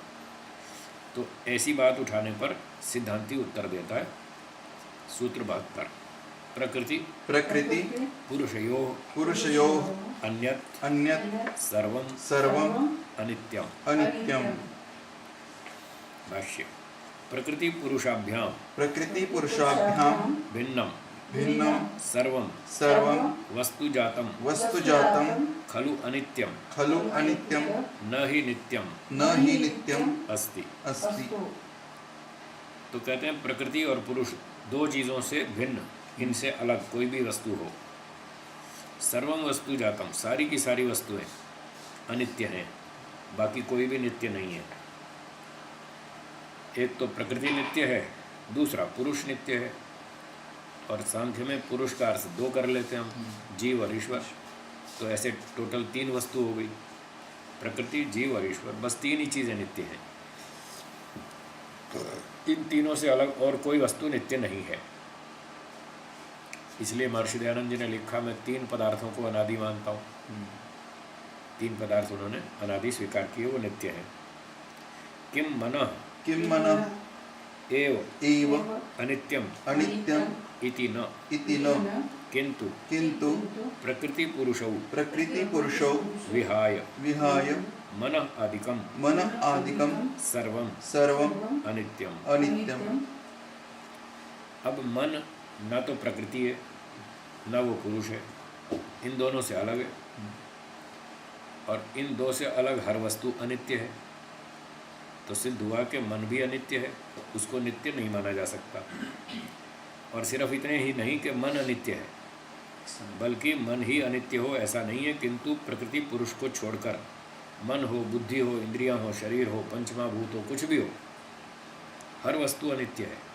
सूर्य, चंद्रमा, तारे, पर्वत, नदियाँ, समुद्र, हर वस्तु अनित्य है। इस प्रकार से सब कुछ अनित्य है। बाकी प्रकृति पुरुष से भिन्न वस्तुएं, तो मन भी उनसे भिन्न है, इसलिए वो भी अनित्य है, नित्य नहीं हो सकता। सूत्रार्थ, प्रकृति पुरुषयोर अन्यत सर्वम अनित्यम। प्रकृति और पुरुष से भिन्न जो भी वस्तुएं हैं दुनिया में, सब की सब अनित्य हैं। मन भी अनित्य है, वो मुक्ति में साथ नहीं जाएगा। सभागः सभागः पदार्थो पदार्थो अनित्यः अनित्यः प्रकृति पुरुषौ प्रकृति पुरुषौ न सभागौ न सभागौ इति अपि इति अपि दर्शयति। दर्शयति। न भाग, अच्छा इसका अर्थ ये है कि सभाग, भाग सहित जो पदार्थ होता है, अवयव वाला, टुकड़े वाला, सावयव, वो पदार्थ हमेशा अनित्य होता है, क्योंकि वो टुकड़ों से मिलकर बना है। तो एक दिन टुकड़े अलग हो जाएंगे, संयोग है तो वियोग भी होगा। इसलिए भाग वाला पदार्थ, अवयव वाला पदार्थ अनित्य होता है। अब क्योंकि प्रकृति पुरुष दोनों को नित्य बताया है, तो प्रकृति पुरुष जो है ये अवयव रहित हैं, ये भाग वाले नहीं हैं, इस बात को दिखाएंगे। सूत्रकार दिखाते हैं, बोलिए, न भाग लाभो न भाग लाभो भोगिनो भोगिनो निर्भागत्व निर्भागत्व श्रुते। श्रुते। भोगो अस्यास्ति भोगो अस्यास्ति इति भोगी इति भोगी जीवात्मा। जीवात्मा। अब यहाँ पर भोगी शब्द है सूत्र में। एक तो भोगी का अर्थ है जीवात्मा है। भोगी शब्द में जो प्रत्यय है, इन्हीं प्रत्यय है लगभग, तो उसके षष्ठी और सप्तमी दोनों अर्थ होते हैं। तो यहाँ पर षष्ठी अर्थ में कर रहे हैं जीवात्मा। भोगो अस्यास्ति इति भोगी, वो है जीवात्मा। जब षष्ठी में अर्थ करेंगे तो इसका अर्थ हुआ कि भोग करने वाला है, जो भोग है जिसका, जो भोग करता है वो भोगी है, वो जीवात्मा है। तथा तथा भोगो अस्याम भोगो अस्याम अस्ति इति अस्तीति भोगिनी भोगिनी प्रकृति। प्रकृति। अब ये सप्तमी अर्थ हो गया, षष्ठी सप्तमी दोनों में होता है ये इन्हीं प्रत्यय। तो भोग है इसमें, वो है भोग वाली भोगिनी, वो है प्रकृति। तो प्रकृति भी भोगिनी है और जीवात्मा भी भोगी है, दोनों भोगी हैं। परंतु प्रकृति भोग वाली है, इसमें भोग हैं, ये भोग देती रहती है, और जीवात्मा भोग करने वाला है, वो इस एंगल से भोगता है, भोगी है। तो ये दोनों का नाम भोगी हो गया। सूत्रे भोगिना सूत्रे भोगिनः एक शेषत्वम एकशेषत्वं सामान्येन सामान्येन एकवचनम एकवचनं च। च। अब हैं तो ये दो, सूत्र में एक वचन, तो उसका कारण बता रहे हैं कि समास प्रक्रिया में वहाँ पर एक शेष हो जाता है, दो का एक बना देते हैं, इसलिए भोगिना शब्द एक शेष है। और सामान्य रूप से जातिवाचक होने से ये एक वचन हो गया, भोगी शब्द का एक वचन भोगिना, षष्ठी एक वचन बना दिया, सप्तमी उसमें इन्हीं प्रत्यय से हो जाएगा। तो अब सार क्या निकला, आगे पढ़ते हैं। भोगिनो भोगिनो भोगम अनुतिष्ठतो भोगम अनुतिष्ठतो भोक्तुः भोक्तुः तथा तथा भोगवतो भोगवतो भोगाधिष्ठानस्य भोगाधिष्ठानस्य प्रकृत्याख्यस्य प्रकृत्याख्यस्य अव्यक्तस्य अव्यक्तस्य भागलाभो भागलाभो भागसिद्धिः भागसिद्धिः सावयवता सावयवता नास्ति। नास्ति। तो दोनों के लिए कह रहे हैं, जो भोगी है, पहला भोगी है जीवात्मा, जो भोग का अनुष्ठान करता है, भोग भोगता है, ऐसे भोक्ता का तथा भोग वाले पदार्थ का, यानी भोग के अधिष्ठान का, प्रकृति नामक अव्यक्त पदार्थ का, जो भोग देती रहती है प्रकृति, उसका भी भाग लाभ भाग सिद्धि सावयवता नास्ति, उसमें भी अवयव टुकड़े नहीं हैं। भोगस्यैव भोगस्यैव भागसिद्धि भागसिद्धिः सावयवता सावयवता भवति। भवति। तो भोग स्वरूप जो कार्य द्रव्य हैं, उन्हीं में भाग सिद्धि होती है, अवयव होते हैं, टुकड़े होते हैं। सत्वरज तम से मिलकर जो चीज़ें बनी हैं, वो सावयव, उसमें टुकड़े हैं, तो वो सावयव होती हैं। जो सावयव होती हैं वो अनित्य होती हैं, नष्ट हो गई, क्योंकि वो बनी हैं। न तो प्रकृते न तो प्रकृते पुरुषस्य पुरुषस्य प्रकृति और पुरुष की सावयवता नहीं है। तो यहाँ सावयवता की का दो एंगल होते हैं। एक एंगल होता है जो क्रिएशन है, जो अवयवों से मिलकर बनी है, जो बनी है वो तो अनित्य होगी। तो जैसे महातत्व बना, अहंकार बना, इंद्रियां बनी, पंचतन मात्राएं, मन बुद्धि आदि सब चीज़ें बनी, पंचमाभूत बने, ये बने हैं इसलिए नष्ट हो जाएंगे, और ये भोग देने वाले पदार्थ हैं। तो ये सावयव पदार्थ हैं, बने हुए पदार्थ हैं, ये नष्ट हो जाएंगे। दूसरी सावयवता, दूसरा एंगल ये है कि जो मूल प्रकृति है उसमें भी तीन पार्टिकल्स हैं, सत्व रज और तम, तो ये भी उसके तीन अवयव हैं, पर इसकी सावयवता अलग टाइप की है, प्रकृति बनी नहीं है। बस ये ध्यान देना है यहाँ पर। ये तो ऐसा ही है ना, जैसे पुरुष, उसमें भी दो प्रकार है ना, पुरुष तो दो स्वतंत्र हैं, ईश्वर अलग है, जीव अलग है जी, इसमें भी अलग अलग ना, सत्व अलग है, लेकिन उन तीनों को मिलाकर हम संख्या एक मानते हैं जी, प्रकृति की। इनकी संख्या एक नहीं मानते, संख्या दो मानते हैं। दोनों का स्वरूप ही अलग है।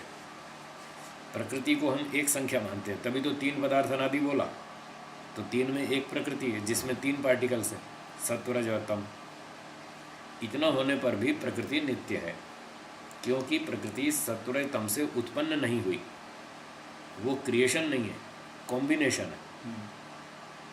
कॉम्बिनेशन है, क्रिएशन नहीं है। बाकी चीज़ें जो महतत्व अहंकार आदि हैं वो कॉम्बिनेशन भी हैं और क्रिएशन भी है।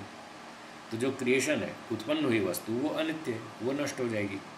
प्रकृति भोग देती है, भोग वाली है, भोग इसमें रहता है, फिर भी ये नित्य है, क्योंकि ये उत्पन्न नहीं हुई। ये ध्यान देना, तो फिर कहीं दिक्कत नहीं आएगी, सब जगह सिद्धांत ठीक रहेगा। आगे पढ़ते हैं। जीवात्मनः जीवात्मनः प्रकृतेश्च प्रकृतेश्च निर्भागत्व निर्भागत्व श्रुति दर्शनात्। श्रुति दर्शनात्। प्रकृति और जीवात्मा के भाग रहित होने की एक श्रुति देखी जाती है। एक श्रुति बता रही है जो इसमें एकत्व का प्रतिपादन कर रही है, जो कह रही है पुरुष भी एक है, प्रकृति भी एक है। जब एक है तो टुकड़े नहीं हुए उसके, वो क्रिएशन नहीं हुई। जैसे कि श्रुति क्या कहती है, अजो ही एको अजो ही एको जुषमाणो जुषमाणो अनुशेते अनुशेते अजाम एकाम अजाम एकाम लोहित शुक्ल कृष्णाम। लोहित शुक्ल कृष्णाम। इस वचन में दोनों की चर्चा है, जीवात्मा की भी प्रकृति की भी। तो अजह जो जन्म नहीं लेता, अजन्मा है, ये जीवात्मा है। एको एक है, जुषमाणो अनुशेते, जुष प्रीति सेवन योग, जुष धातु के प्रीति और सेवन दो अर्थ है। तो ये प्रकृति से प्रीति भी करता है और प्रकृति का सेवन भी करता है। तो जुषमाण प्रकृति से प्रीति और उसका सेवन करता हुआ अनुशेते जगत में निवास करता है। तो जीवात्मा अजन्मा है, वो एक है, इसमें टुकड़े नहीं है, एक संख्या वाला है, ये सिद्ध हो गया। और अजाम एकाम, जो एक प्रकृति है वो भी अजा है, वो भी एक है, तो ये भी अनुत्पन्न है, ये सिद्ध हुआ। और लाल सफ़ेद काले रंग वाली है, ये लाल रजोगुण का है, सफ़ेद सत्वगुण का है, काला तमोगुण का है। तो सत्वरजतम वाली ये काली लाल सफ़ेद रंग वाली जो प्रकृति है वो भी एक है, तो ये भी अवयव रहित है, अनुत्पन्न है, ये अर्थ लगाना है। मनस्तु मनस्तु सभागम सभागम सावयवम सावयवम अतएव अतएव अनित्यम। अनित्यम। मन तो भाग सहित है, उसमें तो बहुत सारे टुकड़े हैं और वो क्रिएटेड है, वो बनाया गया है, अनेक टुकड़ों से मिलकर के बनाया गया है। प्रकृति और जीव बनाए नहीं गए, इसलिए क्योंकि मन अवयव वाला है और बनाया गया है, इसलिए वो अनित्य है। तस्य तस्य अनित्यत्वात् अनित्यत्वात् मुक्तौ मुक्तौ न तत् न तत् आनंदानुभूति आनंदानुभूति साधनम साधनम कल्पयितुम कल्पयितुम युज्यते। युज्यते। तो क्योंकि अनित्य है, इसलिए जब जीवात्मा मोक्ष में जाएगा तो मन यहीं टूट फूट के नष्ट हो जाएगा, वो मुक्ति में आनंद की अनुभूति का साधन नहीं बन पाएगा, इसलिए उसकी कल्पना वहाँ नहीं करनी चाहिए। वहाँ तो ईश्वर अपनी शक्ति दे देगा, ले भाई करो आनंद, देखना हो तो देखो, सुनना है तो सुनो, घूमना है तो घूमो, बात करनी है तो बातें करो, गप्पे मारो, जो मर्जी करो, पूरी शक्ति हम दे रहे हैं, करो आनंद। इस तरह से ये भौतिक मन साथ नहीं रहेगा।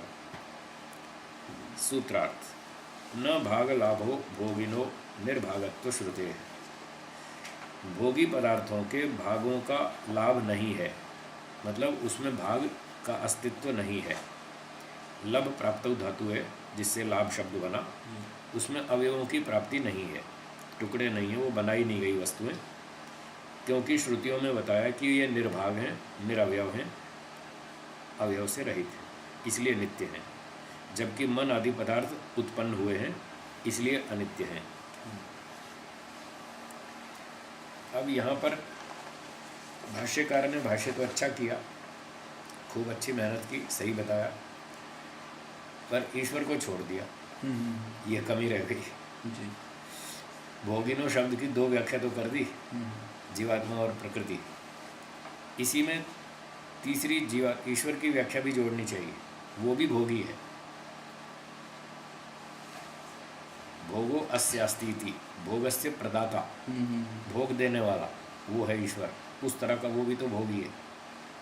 जैसे जगत का दृष्टा है, सृष्टा है, जगत से उसका लेना देना है, तो वो कर्मफल भोगवाता है ना, सुख दुख देता है।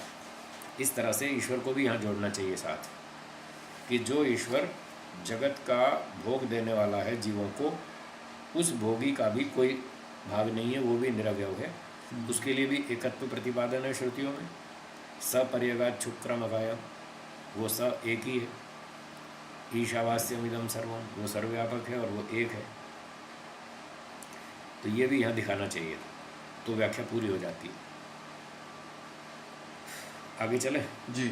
एवं एवं न न आनंद आनंद अभिव्यक्ति अभिव्यक्ति मुक्ति मुक्ति निर्धर्मकत्वात् निर्धर्मकत्वात् आनंदस्य आनंदस्य अभिव्यक्ति अभिव्यक्ति प्रादुर्भावो प्रादुर्भावो मुक्तिर्नास्ति। मुक्तिर्नास्ति।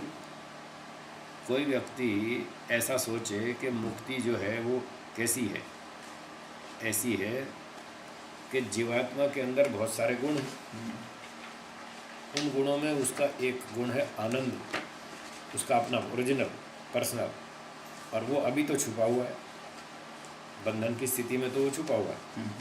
जब मुक्ति होगी तो वो प्रकट हो जाएगा। जैसे आपकी जेब में पैसे रखे, जब सामान खरीदना होगा तो प्रकट हो जाएंगे पैसे, अभी तो कोई आवश्यकता नहीं है, इसलिए चुपचाप रखें। पैसा खर्च करना होगा, सामान खरीदना होगा तो बाहर आ जाएंगे। ऐसे ही जीवात्मा जब बंधन में होगा तो आनंद उसकी पॉकेट में रखा है, अपना स्वाभाविक। जब मोक्ष में जाएगा तो वो बाहर आ जाएगा और प्रकट हो जाएगा। इसी का नाम मुक्ति है, ऐसा मानो। किसी पूर्व पक्षी ने ये विचार रखा कि मुक्ति ऐसी मान लो, तो सिद्धांति कहता है आनंद से अभिव्यक्ति प्रादुर्भावो मुक्तिर्नास्ति। जीवात्मा में कोई आनंद हो और मोक्ष की स्थिति में वो प्रकट हो जाता हो, ऐसा नहीं है। ये मुक्ति का स्वरूप नहीं है।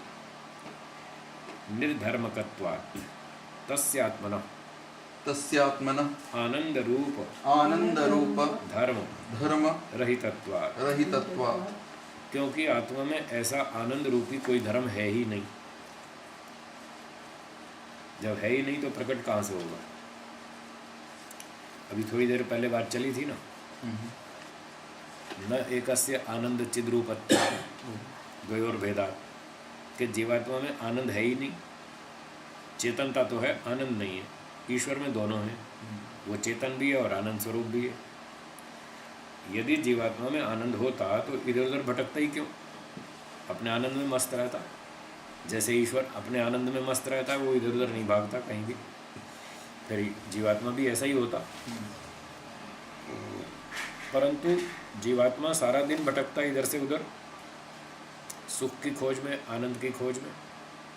इससे पता चलता है कि वो आनंद स्वरूप नहीं है। मुक्ति इसका नाम नहीं है कि कोई आनंद उसका प्रकट हो जाए, बल्कि ईश्वर से आनंद उसको मिल जाएगा मुक्ति में। ये तो बात ठीक है, ये मानी जा सकती है, अपना आनंद नहीं है।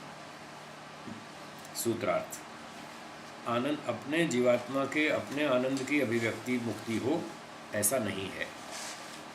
क्योंकि इस प्रकार का जीवात्मा का आनंद रूपी कोई धर्म नहीं है।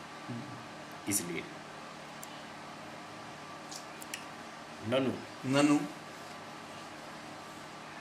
भवतु भवतु मुक्ति मुक्ति आत्मनो आत्मनो विशेष गुणस्य विशेषगुणस्य उच्छेदो उच्छेदो येन येन सबध्यते सबध्यते अत्रोच्यते। अत्रोच्यते।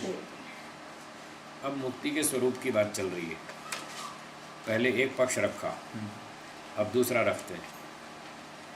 भाई जीवात्मा में आनंद नाम के कोई गुण नहीं है, वो प्रकट हो जाए तो उसका नाम मुक्ति नहीं है। एक बात साफ हो गई। अब दूसरा पक्ष रखते हैं। अच्छा चलो ऐसे मान लो कि जीवात्मा का कोई अपना विशेष गुण हो आज बंधन की स्थिति में, और वो गुण उसका नष्ट हो जाए, छूट जाए, उसका नाम मुक्ति मान लो। जीवात्मा के अपने किसी गुण विशेष का निवारण हो जाना, छूट जाना, नष्ट हो जाना, इसी का नाम मुक्ति मान लो। तो इसका उत्तर देते हैं, न विशेष गुण न विशेष गुण गुण उच्छित्ति उच्छित्ति तद्वत्। तद्वत्। भाष्यम विशेष गुणोच्छेदो विशेष गुणोच्छेदो मुक्ति मुक्ति इति अपि न इति अपि न तद्वत् तद्वत् पूर्वोक्तात् पूर्वोक्ता निर्धर्मकत्वात् निर्धर्मकत्वात् हेतोः। हेतोः। भाई ये बात भी ठीक नहीं है कि जीवात्मा का कोई अपना गुण हो और वो नष्ट हो जाए और उसको हम मुक्ति कहने लग जाएं। ये भी मुक्ति का स्वरूप ठीक नहीं है। क्यों? पहला ही हेतु है जो पिछले सूत्र में था, निर्धर्मकत्वात्। ऐसा कोई जीवात्मा का धर्म नहीं है जिसके छूट जाने से मुक्ति होती है या उसको मुक्ति नाम दे दिया जाए, ऐसा कोई गुण उसका नहीं है। यदि उसका गुण होगा तो वो स्वाभाविक होगा, स्वाभाविक गुण छूटता नहीं,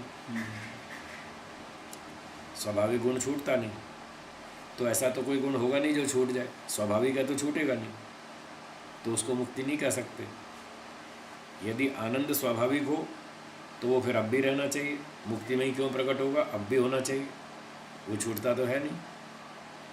तो अब मुक्ति वाला आनंद हो नहीं रहा, इसका मतलब जीवात्मा में कोई आनंद हो और वो प्रकट हो जाए, ये बात गलत। और जो उसका कोई दुख आदि कोई ऐसा गुण मान ले जिसके छूटने का नाम मुक्ति हो, यदि उसका अपना है तो छूटेगा नहीं, क्योंकि स्वाभाविक गुण कभी द्रव्य को छोड़ता नहीं। इसलिए ये स्वरूप भी गलत है मुक्ति का, कि जीवात्मा का कोई गुण विशेष छूट जाए, ये भी गलत, ऐसा नहीं होगा। तो फिर अविद्या किसका फिर मानते हैं? अविद्या तो बाहर से आई, इसीलिए तो छूटेगी। प्रकृति पुरुष संयोग से संयोग से आई है, पर जीवात्मा का मूल स्वाभाविक गुण नहीं है। अविद्या को स्वाभाविक मान ले तो छूटेगी नहीं, और अविद्या नहीं छूटी तो मोक्ष होगा नहीं। 5 क्लेश नष्ट करने, उसमें सबसे नेता इनका अविद्या है। तो तमोगुण का अविद्या मानने में क्या दिक्कत है? दिक्कत यह है कि अविद्या का स्वरूप बताइए, ज्ञान का अभाव या मिथ्या ज्ञान। मिथ्या ज्ञान। अगर मिथ्या ज्ञान अविद्या है तो मिथ्या ज्ञान तो ज्ञान की एक क्वालिटी का नाम है, ज्ञान गुण है वो। 4 प्रकार का ज्ञान बताया शास्त्रों में। एक मिथ्या ज्ञान, बोलिए। मिथ्या ज्ञान। दूसरा संशय ज्ञान। संशय ज्ञान। तीसरा शाब्दिक ज्ञान। शाब्दिक ज्ञान। चौथा तत्व ज्ञान। तत्व ज्ञान। ये चारों ज्ञान की वैरायटीज़ हैं। और ज्ञान गुण चेतन में होता है, जड़ में होता नहीं। ये परिभाषा है जड़ चेतन की। ये जड़ चेतन की परिभाषा है कि ज्ञान गुण चेतन में होता है, जड़ में नहीं होता। अब बताइए, तमोगुण जड़ है या चेतन? ज्ञान होना चेतन का हो सकते हैं, ज्ञान तो मेरी बात का जवाब दीजिए, नहीं तो निग्रह स्थान है। टॉपिक छोड़ के भाग रहे हैं आप। तमोगुण तो मन का गुण है, तो वो तो ये नहीं पूछा मैंने, जो पूछा उसका उत्तर बताइए। वाद का नियम है, जो प्रश्न पूछा जाए उसका उत्तर दो, तो यूँ चुटकियों में सुलझ जाएगी बात। जड़ ही है। और टॉपिक छोड़ा तो फिर गए। हाँ, जड़ है। तमोगुण जड़, और जड़ वस्तु में ज्ञान होता नहीं, तो मिथ्या ज्ञान तमोगुण का लक्षण नहीं हो सकता, वो उसका गुण नहीं हो सकता। न रजोगुण का, न सत्वगुण का, किसी का भी नहीं हो सकता। तीनों जड़ है। वो तो और जीवात्मा का स्वाभाविक माने तो मोक्ष नहीं होगा। गुण, वो तो स्थिति हो जाती है मन, तमोगुण रजोगुण। नहीं, वो मटेरियल है। सत्व, रज और तम तो मटेरियल है। जी। जैसे इच्छादि गुण जीवात्मा में रहते हैं, ज्ञान, न्याय, आनंद, दया, सेवा, परोपकार आदि गुण ईश्वर में रहते हैं। दर्शन की भाषा में ईश्वर इन गुणों का अधिकरण है, समवायी कारण। वैशेषिक की भाषा में ये समवायी कारण है ईश्वर, ज्ञान, बल, न्याय, दया, आनंद आदि गुणों का। इच्छा, द्वेष आदि गुणों का समवायी कारण जीवात्मा है। तो प्रश्न ये चल रहा है कि मिथ्या ज्ञान का समवायी कारण कौन सा द्रव्य है, ये बात चल रही है। अगर आप प्रकृति को कहेंगे तो प्रकृति जड़ वस्तु है, उसमें ज्ञान हो ही नहीं सकता। तो प्रकृति में 3 पार्टिकल्स हैं, सत्व, रज और तम। तीनों में से एक भी नहीं हो सकता, वो तीनों ही जड़ है। अब समस्या खड़ी होगी, फिर किसका माने? ईश्वर सर्वज्ञ है, उसमें मिथ्या ज्ञान होता नहीं। जीवात्मा का स्वाभाविक माने तो मोक्ष नहीं होगा।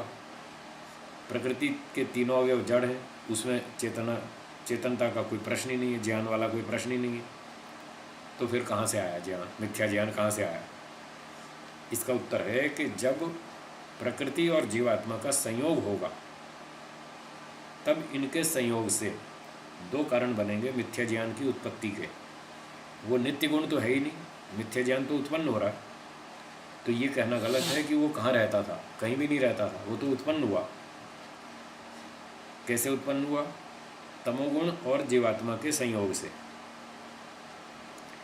तमोगुण मिथ्या ज्ञान को उत्पन्न करने में सहयोगी कारण है, और जीवात्मा बेचारा इसकी लपेट में आके फंस गया, क्योंकि वो अल्पज्ञ है। ईश्वर सर्वज्ञ है, वो तमोगुण के चक्कर में नहीं फंसेगा, उसको नहीं बहका सकेगा ये रजोगुण और तमोगुण। उसको नहीं बहका सकेगा, जीवात्मा को बहका लेता है। अब जीवात्मा बेचारा अल्पज्ञ होने से फंस जाता है, तब जाके मिथ्या ज्ञान पैदा होता है। तो गुण जो अभी ठहरिए। जी, तो जब रज और तम का प्रभाव पड़ता है जीवात्मा पर, तब मिथ्या ज्ञान, स्वार्थ, चंचलता, ये सब चीज़ें पैदा होती है। फिर जीवात्मा ईश्वर की संगति करता है, विद्वानों की संगति करता है, अच्छे उत्तम सात्विक चरित्रवान विद्वानों की संगति करता है, तो वहाँ से उसको तत्व ज्ञान मिलता है। तत्व ज्ञान के कारण से वो मिथ्या ज्ञान का नाश हो जाता है और जीवात्मा की मुक्ति हो जाती है। ये है बंधन मुक्ति की व्यवस्था। अब बोलिए। जो मिथ्याजन उत्पन्न हुआ हाँ, ये अवस्तु है। ये पहले से नहीं था, हाँ, इसीलिए नष्ट हो गया। तो गुणों का कुछ उपादान कारण नहीं होता। गुण मतलब न, गुण का उपादान नहीं, द्रव्यों का होता है। उपादान कारण द्रव्यों का होता है, गुणों का नहीं। समवायी कारण तो होता है, गुण किसी न किसी अधिष्ठान द्रव्य में तो रहेंगे, पर उनका कोई मटेरियल नहीं होता, क्योंकि गुण स्वयं मटेरियल नहीं है। मगर ज्ञान तो समवायी कारण है जीवात्मा का। जीवात्मा समवायी कारण है ज्ञान का। हाँ। ज्ञान गुण है और इस गुण का समवायी कारण द्रव्य होगा, और जीवात्मा रूपी द्रव्य होगा समवायी कारण, उसमें ज्ञान रहता है। तो जीवात्मा में कभी मिथ्या ज्ञान होता है, कभी संशय होता है, कभी उसको शाब्दिक ज्ञान होता है, कभी तत्व ज्ञान होता है। जब तत्व ज्ञान होता है तो मुक्ति हो जाती है। सांख्यकार ने बताया था ज्ञानान मुक्ति, और बंध हो विपर्य। जब विपर्य होता है, मिथ्या ज्ञान होता है, तो बंधन हो जाता है। दोनों ही नैमित्तिक है, बंधन भी और मुक्ति भी। इस पर चिंतन कीजिए, धीरे धीरे आ जाएगा। मैंने भी बहुत लंबा चिंतन किया, तब उतरा दिमाग में। बहुत वर्षों तक मैं भी इसी बात को सोचता रहा कि मिथ्या ज्ञान का समवायी कारण कौन है। बहुत वर्षों तक सोचा। ये सारा सोचते सोचते ये सारा सार निकला जो मैंने आपको बताया, कि वो पहले से कहीं भी नहीं रहता, संयोग होने पर वो उत्पन्न होता है, और उत्पन्न होता है इसलिए नष्ट भी हो जाता है। अपने विरोधी शत्रु से वो नष्ट हो जाता है। तत्व ज्ञान इसका विरोधी है, मिथ्या ज्ञान का। इसलिए का ज्ञानान्मुक्ति, और न्याय दर्शन भी कहता है 16 पदार्थों के तत्व ज्ञान से मोक्ष होता है। तो सारे शास्त्र यही कहते हैं, तत्व ज्ञान से मोक्ष होता है, मिथ्या ज्ञान से बंधन होता है, शाब्दिक ज्ञान से कोई कल्याण नहीं होता। रावण भी कोई अनपढ़ व्यक्ति नहीं था, खूब पढ़ा लिखा था, शाब्दिक ज्ञान था उसके पास, पर बेचारे का कल्याण नहीं हुआ। ऐसे ही दुर्योधन भी कोई कम पढ़ा लिखा नहीं था, और ये कंस और ये सब कोई अनपढ़ लोग थोड़ी थे, बड़े बड़े राजा थे, पढ़े लिखे विद्वान थे। वो आज भी जिंदा है। कंस का शरीर मर गया, कंस की प्रवृत्ति थोड़ी मर गई। रावण मर गया, पर रावण की प्रवृत्ति थोड़ी मर गई। न वो आत्मा नष्ट हुआ, न वो प्रवृत्तियाँ नष्ट हुई। वो तो चलती रहती हैं, अनादिकाल से चल रही हैं, अनंत काल तक चलती रहेंगी। ये चारों प्रकार के ज्ञान उत्पन्न होने वाले हैं। सब उत्पन्न होते हैं, सब उत्पन्न होते हैं। ज्ञान अनित्य है, इसलिए छूट जाते हैं, नष्ट हो जाते हैं। ईश्वर का ज्ञान नित्य है, उसका कभी नष्ट नहीं होता, उसका सदा उसके पास सुरक्षित रहता है। जीवात्मा का ज्ञान आने जीवात्मा का नित्य है।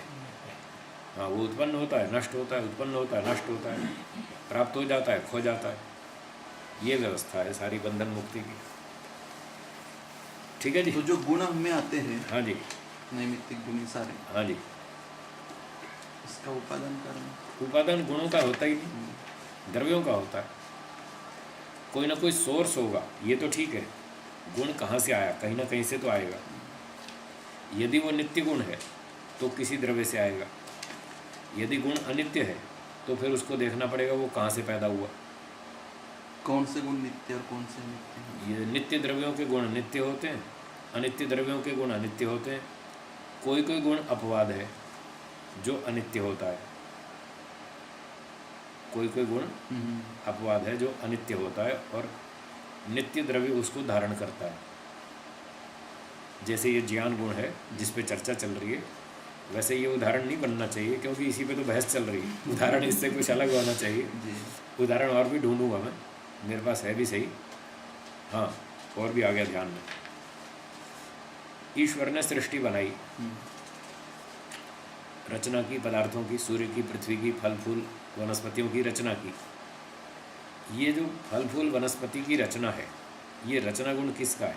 ईश्वर। ईश्वर का है। ये रचना नित्य है या अनित्य है? प्रवाह से नित्य है, गड़बड़ नहीं वैसे अनित्य है मनुष्य। अनित्य है ना। ईश्वर ने फूल बनाए ना, तो फूलों की रचना हुई, तो ये रचना अनित्य है। और ये नित्य द्रव्य परमात्मा का गुण है। ये मेरा उदाहरण, मेरे पक्ष का, रचना कि नित्य द्रव्यों में कहीं कहीं अनित्य गुण भी होते हैं। जैसे ईश्वर नित्य है और रचना उसका गुण है, जबकि वो अनित्य है। ऐसे ही जीवात्मा नित्य है और उसका जो ज्ञान गुण है ये अनित्य है। मिथ्या ज्ञान उसमें पैदा होता है, अनित्य है, नष्ट हो जाता है। तत्व ज्ञान उसमें पैदा होता है, अनित्य है, नष्ट हो जाता है।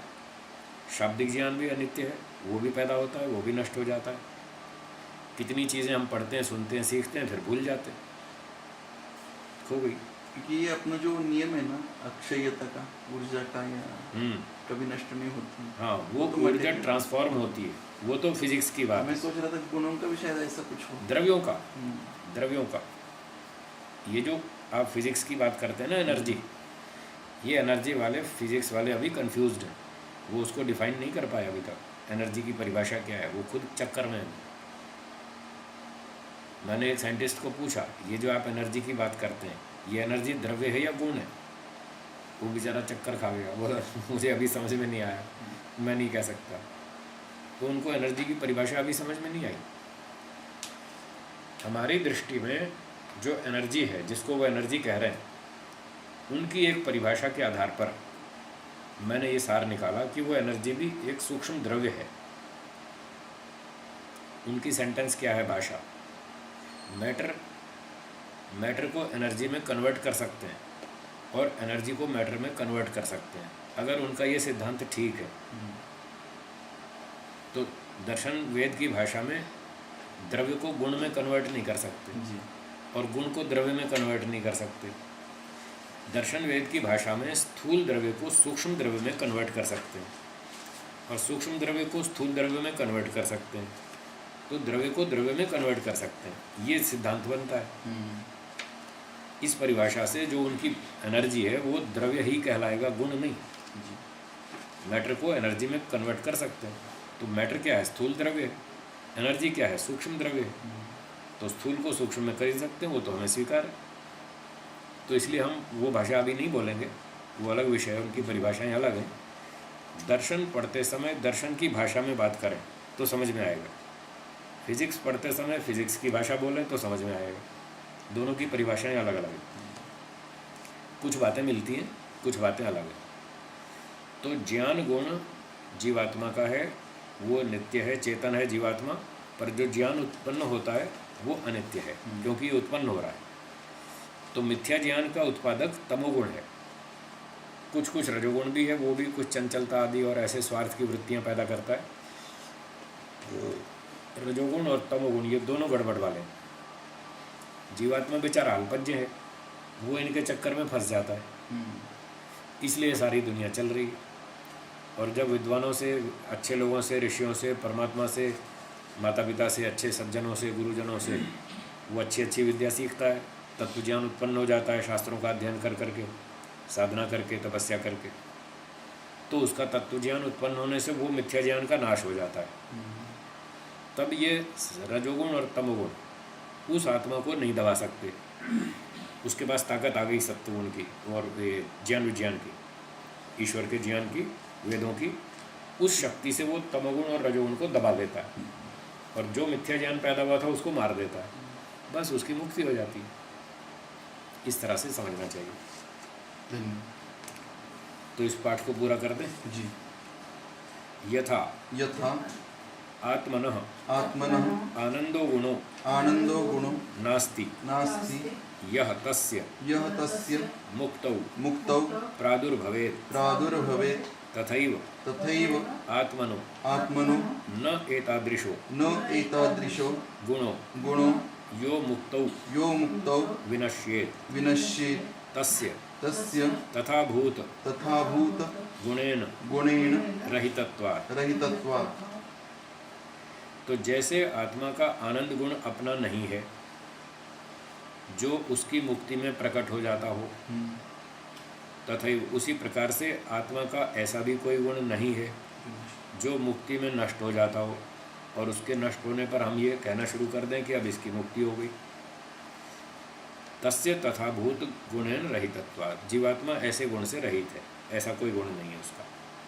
मुक्तौ खलु मुक्तौ खलु न कश्चित् गुणः न कश्चित् गुणः उपजायते उपजायते न हीयते। न हीयते। मुक्ति में न तो कोई गुण नया उत्पन्न होता है और न ही नष्ट होता है जीवात्मा का। आत्मनः आत्मनः उपजन उपजन अपाय अपाय गुण गुण रहितत्वात्। रहितत्वात्। आत्मा क्योंकि नित्य वस्तु है, तो नित्य वस्तु में कोई गुण पैदा होता हो कोई नष्ट होता हो ऐसा तो होता ही नहीं। आत्मा में ऐसा कोई गुण ना पैदा होता है ना नष्ट होता है। उसका अपना नहीं होता, बाहर से आ सकता है। हाँ, तब तो व्यवस्था बनेगी मोक्ष की और बंधन की, नहीं तो नहीं बनेगी। अपना कोई उसका पर्सनल गुण प्रकट हो जाता हो नया, जी। ऐसा भी नहीं है। और विद्यमान गुणों में से कोई हट जाता हो नष्ट हो जाता हो ऐसा भी नहीं, वो नित्य पदार्थ है इसलिए। पर ये ज्ञान और रचना आदि गुण बड़े विचित्र हैं जो कि अनित्य हैं और नित्य द्रव्यों में होते हैं। ये बहुत दिनों तक चिंतन करने के बाद मुझे पकड़ में आया ये दृष्टांत रचना वाला, क्योंकि जब प्रश्न पाठ पढ़ते हैं तो चिंतन तो होता ही है, प्रश्न उठते रहते हैं, हम खुद भी सोचते हैं, सामने वाला भी पूछ सकता है, विद्यार्थी कोई भी सवाल पूछ सकता है जी। तो उसकी बहुत तैयारी करनी पड़ती है। तो वर्षों तक पढ़ते पढ़ाते चिंतन करते करते करते सारी बात धीरे धीरे साफ हो गई और सारी व्यवस्था सेट हो गई।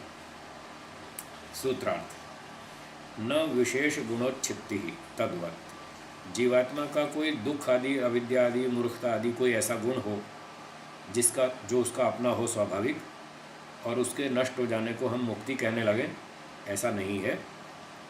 पूर्वोक्त हेतु के तुल्य ही वही हेतु है, ऐसा कोई धर्म उसका होता नहीं, न तो उत्पन्न होने वाला न नष्ट होने वाला, इसलिए ये मुक्ति का स्वरूप ठीक नहीं है।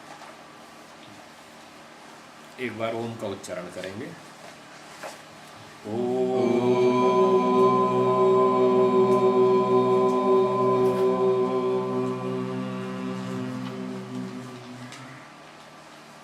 सर्वेभ्यो नमः। सर्वेभ्यो नमः। सबको सादर नमस्ते जी। सबको सादर नमस्ते जी। दो छोटी पॉइंट है। हाँ जी। एक तो पुनर्जन्म जब होता है हाँ जी। तो ईश्वर नया मन दे देता है कि हर एक प्राणी को